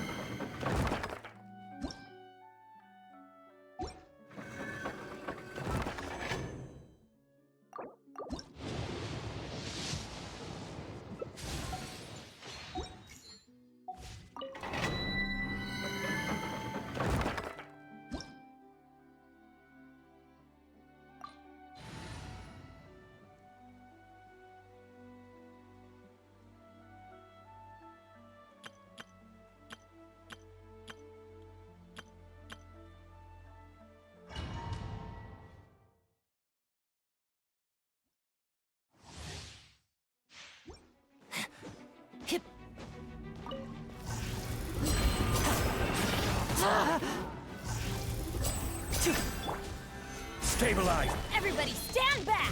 Huh? Nice and spicy. Let's light it up! Eat this! Race! A round of applause!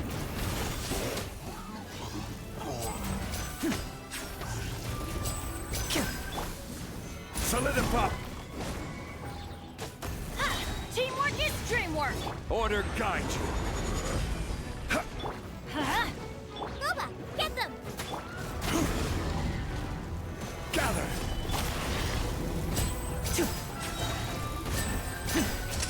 Here comes the finale! This is order!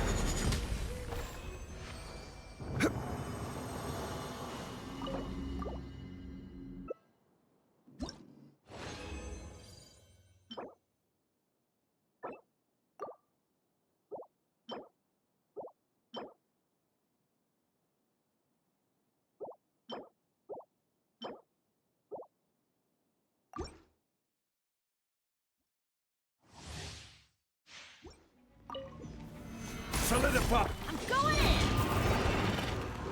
Let's light it up!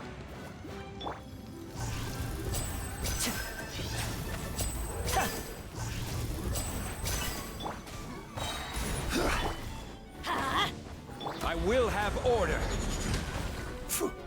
Let's light it up!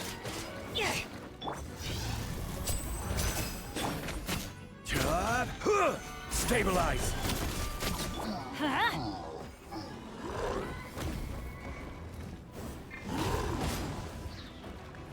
Everybody stand back!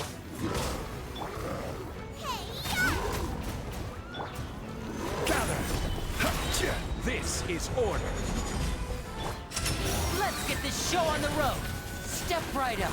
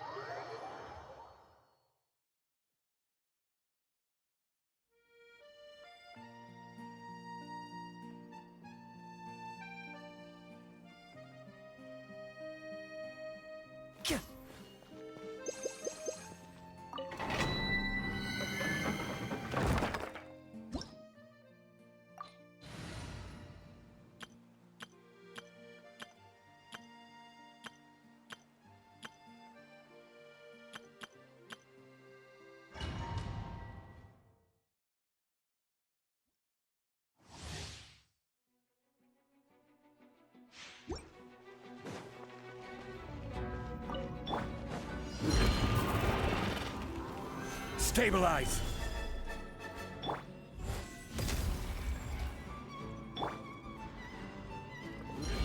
Rally! You charge! Order guide you!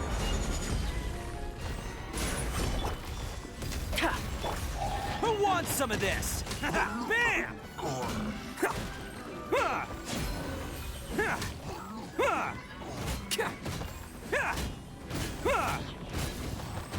Attaboy! I will have order! Solidify! Press the advantage! Advance! Witness my great undertaking!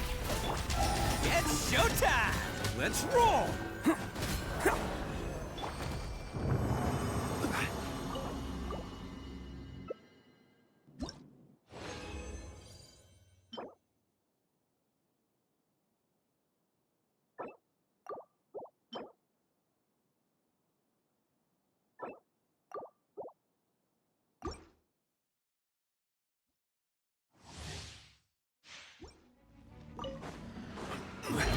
Stabilize!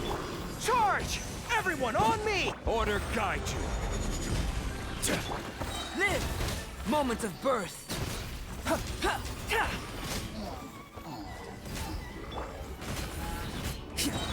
Pull in! I will have order! Come into being! Witness my great undertaking! Burst forth! Who wants some of this?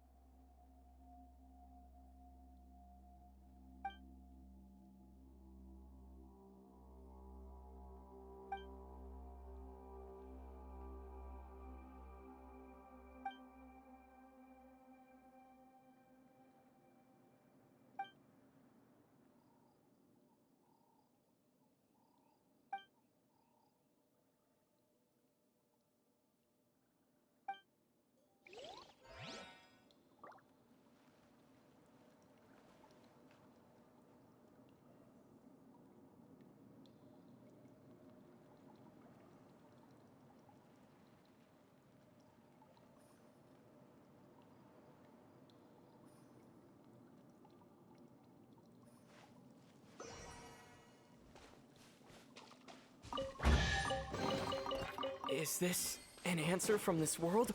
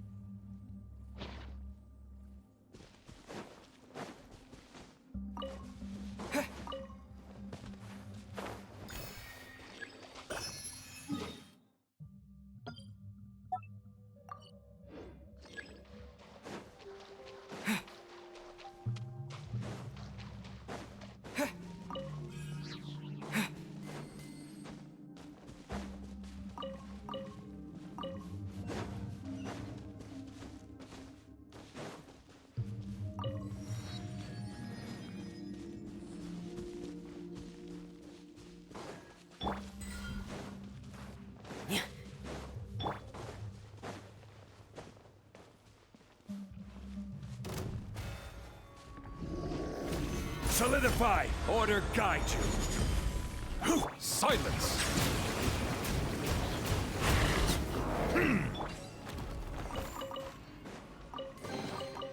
Unsolicited, and all the more valuable for it.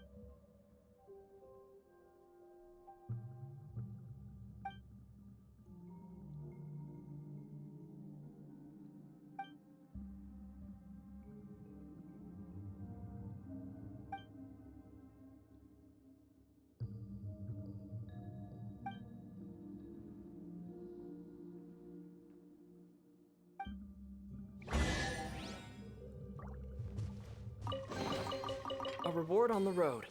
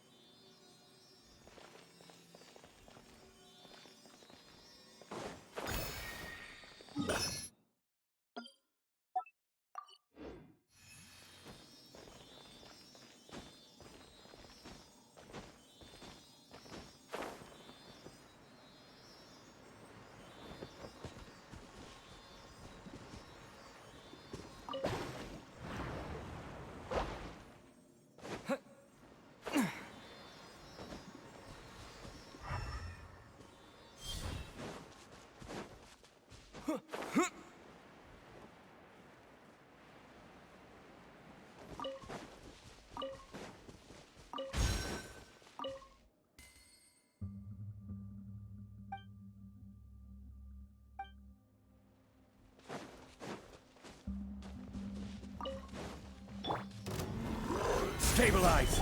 Tear! Going under! Frost is coming! Tear! Bow your head.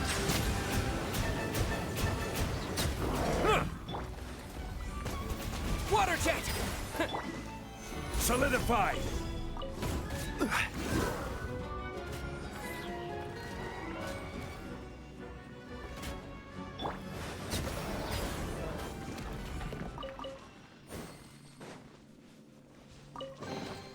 A reward on the road.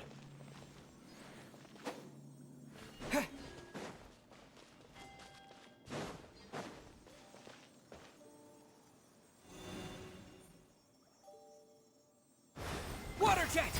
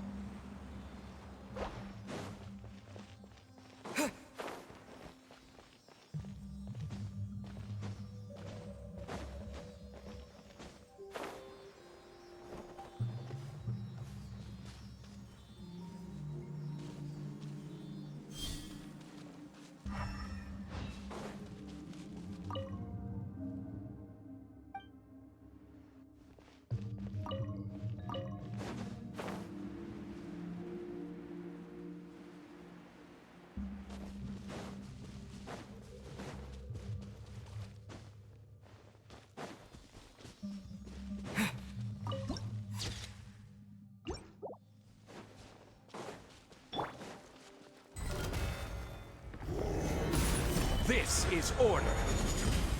Settle down.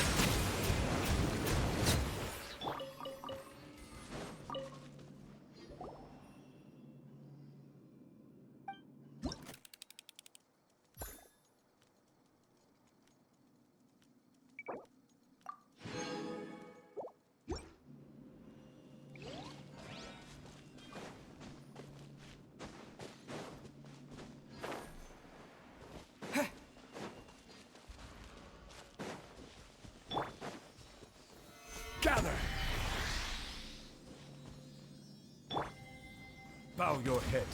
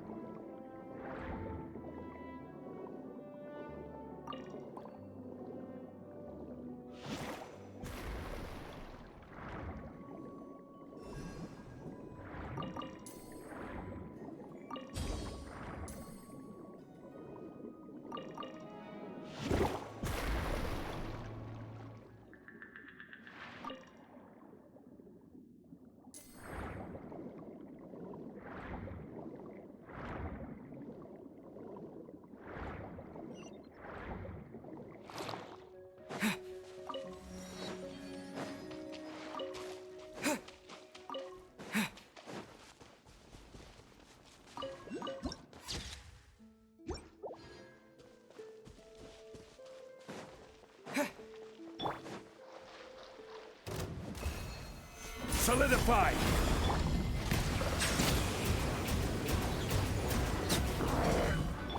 Wipe out! Getting gear! Dead reckoning! Pair!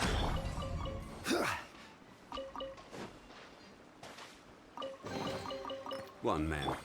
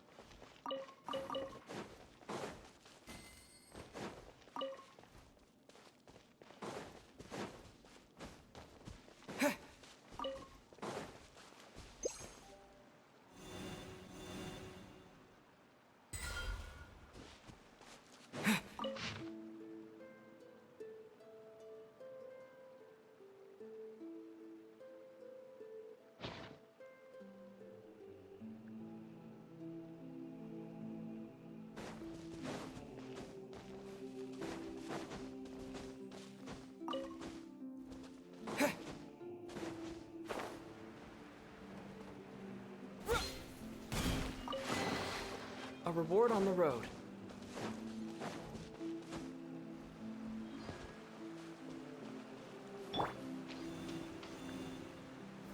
Gather!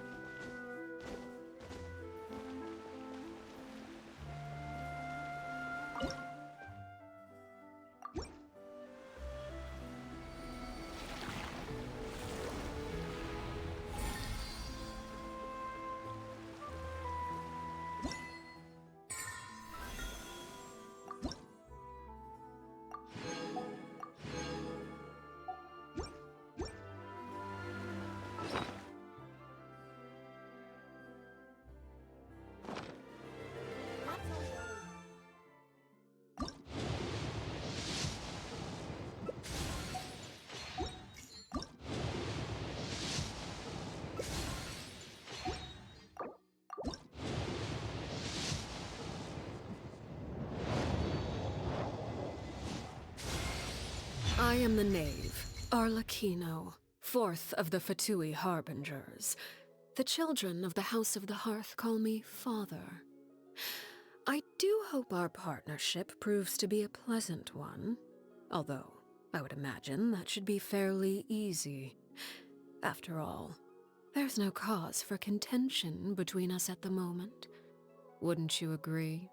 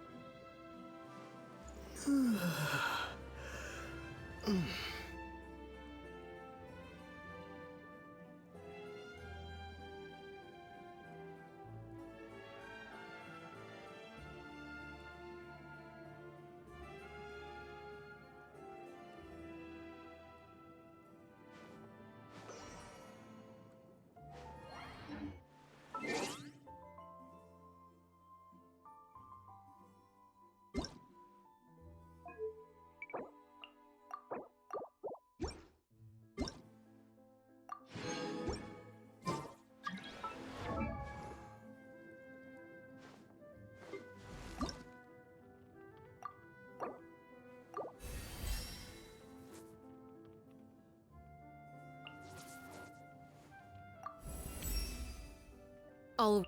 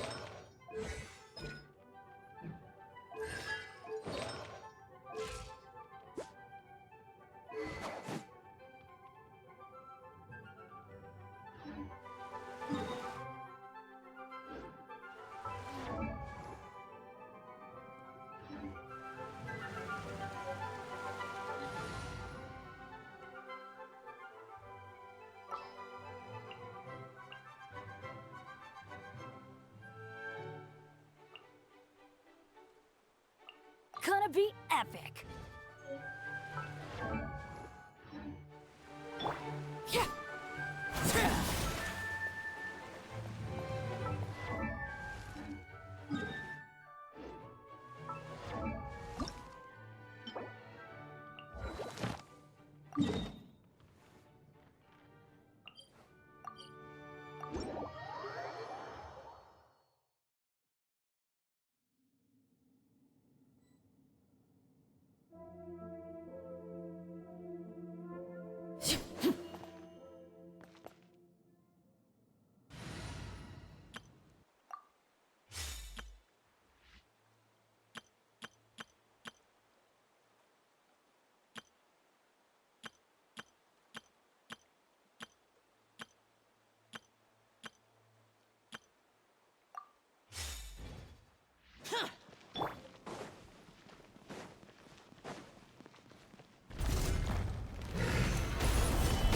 I will have order.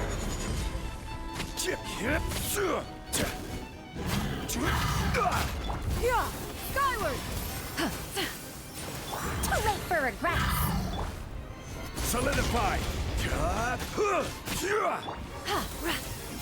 Boring! Yeah! Scatter! Skyward! Gather! Gears of the storm! Make way for the... Order guide you. Solidify! Disappear! Worthless! Worthless!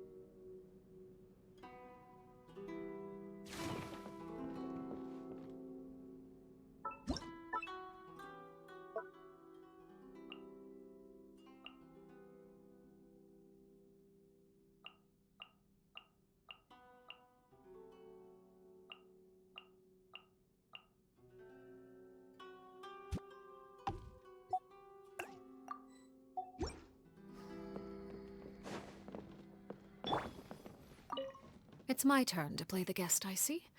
A novel turn of events. I shall follow your lead and play the good visitor. Thank you for inviting me to this realm. This has proved a fine vacation spot. Is a transfer of ownership on the cards by any chance? No need to startle.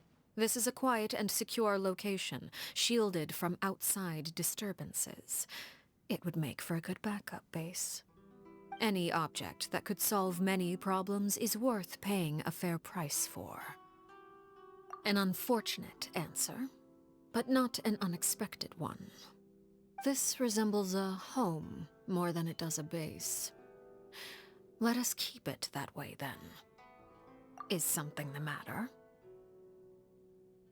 A fine suggestion. This place is sufficiently large for a family gathering. The children will be glad to have the chance to visit and play at a friend's place. It is agreed, then. As for the costs of this gathering, simply leave it to me.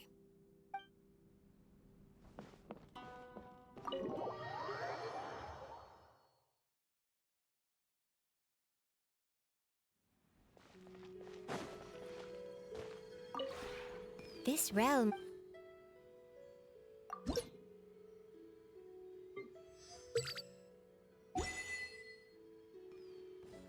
If you ever...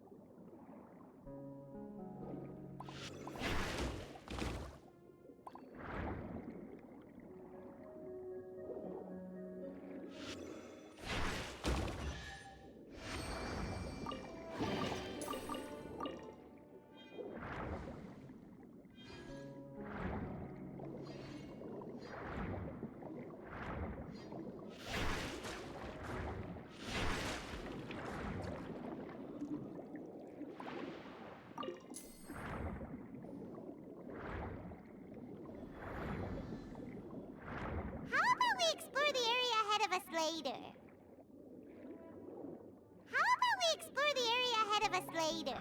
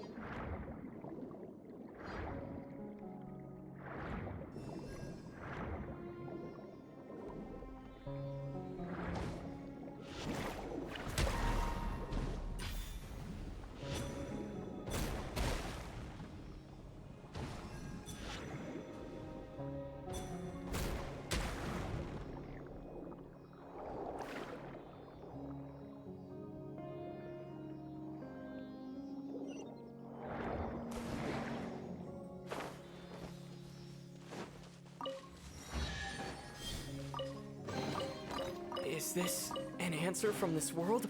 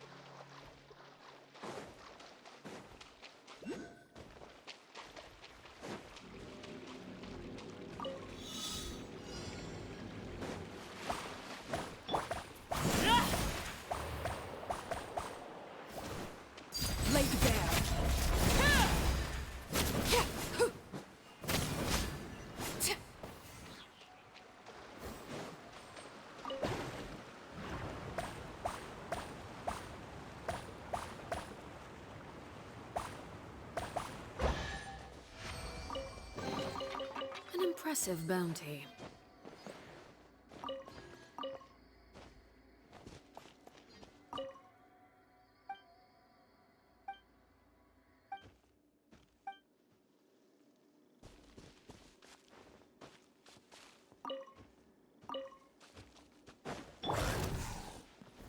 Gather! I'm going in! Ha! Hup! Transfixed! This shall not be my fate. Solidify! Off we This is order.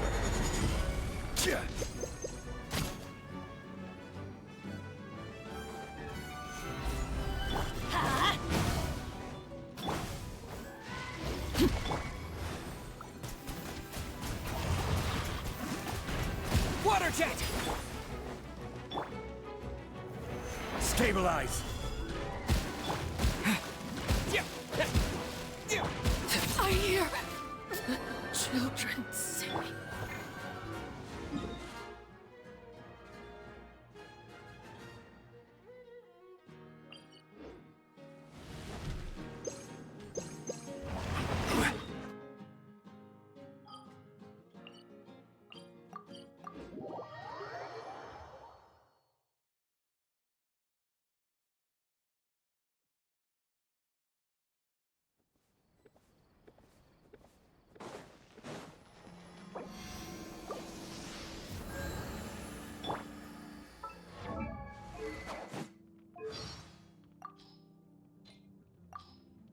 Stare.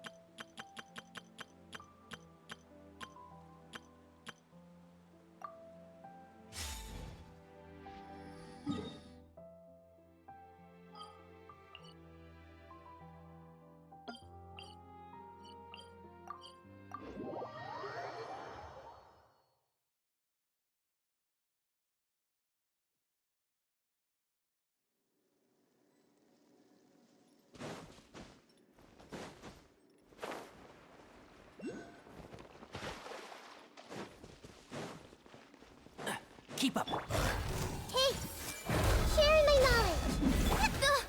by royal decree. The doctor was seen. Seems like an emergency. Let's nip that in the bud. Midnight Phantasmical? Grow, grow, grow! Can't see? I'll uproot you!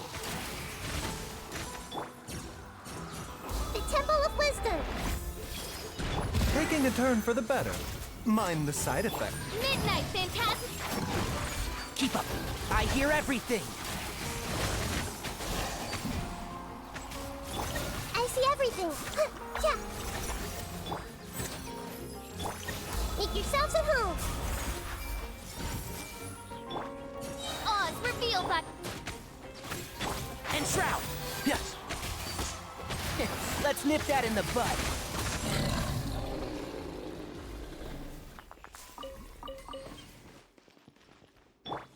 The doctor will see you now.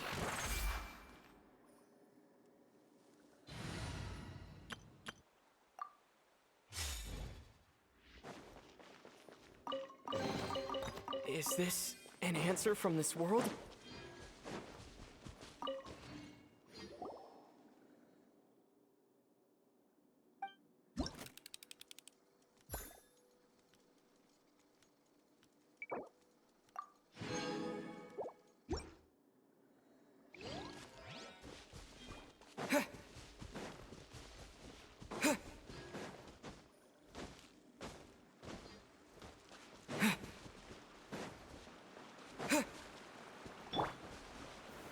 Solidify! Lay bare.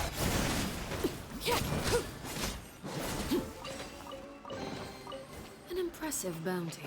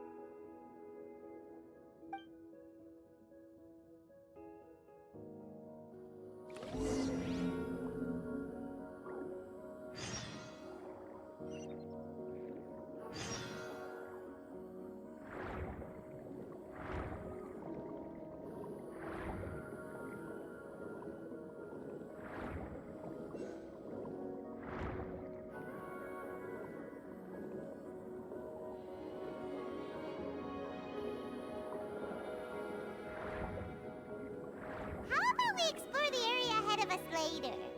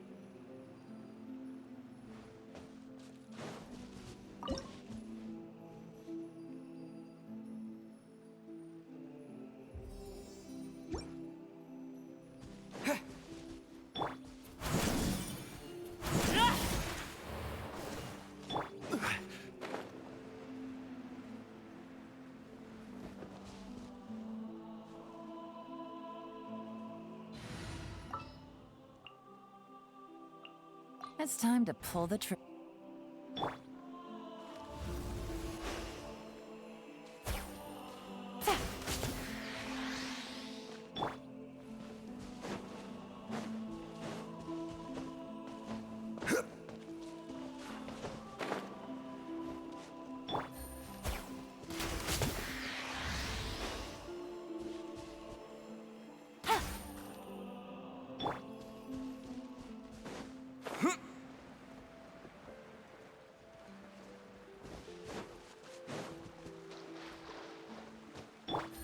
Take it easy. Hup. Hit.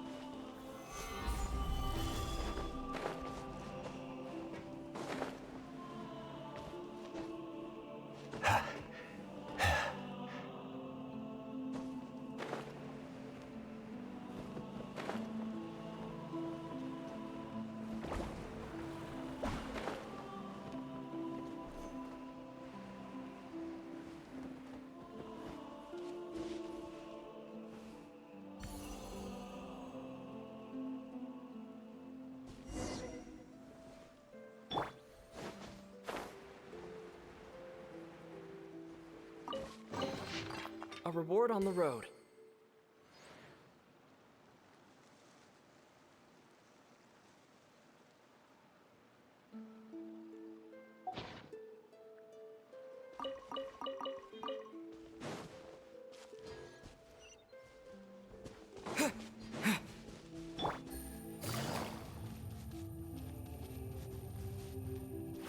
Take it easy.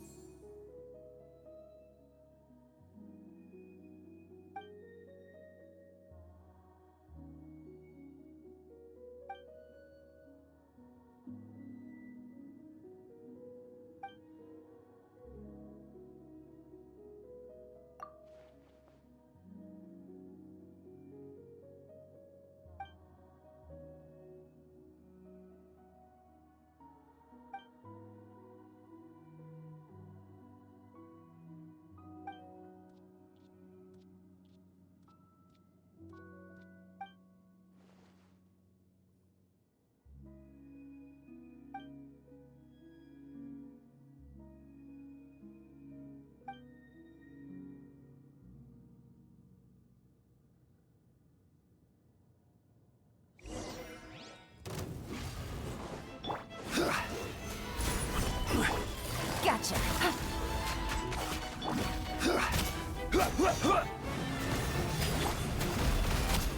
I will have order.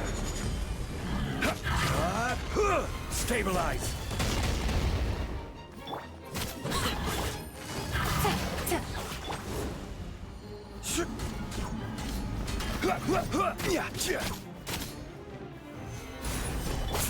Here comes the catch.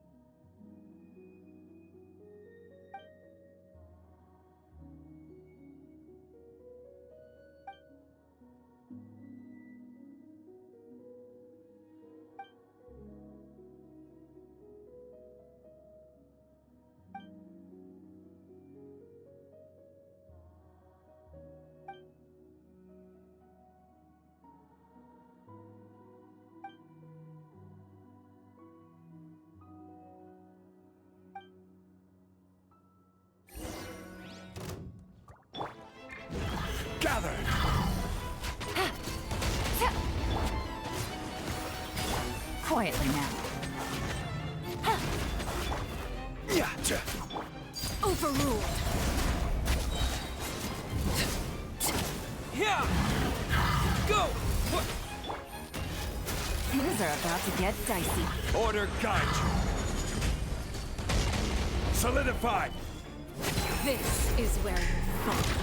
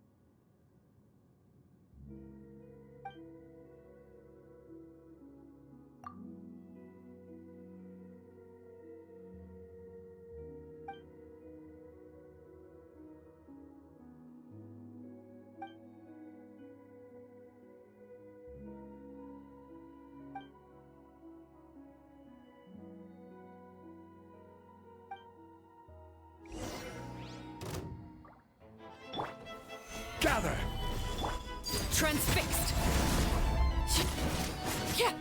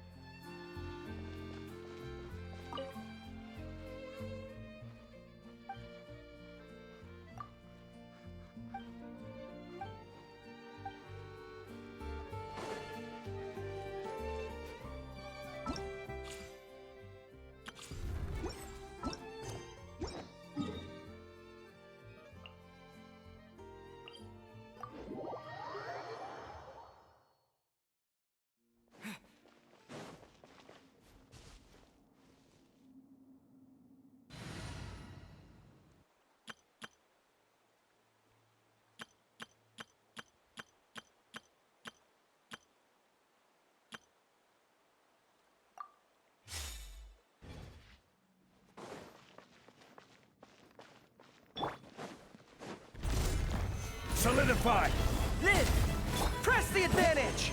Charge! Coming to be! Bam! This is order.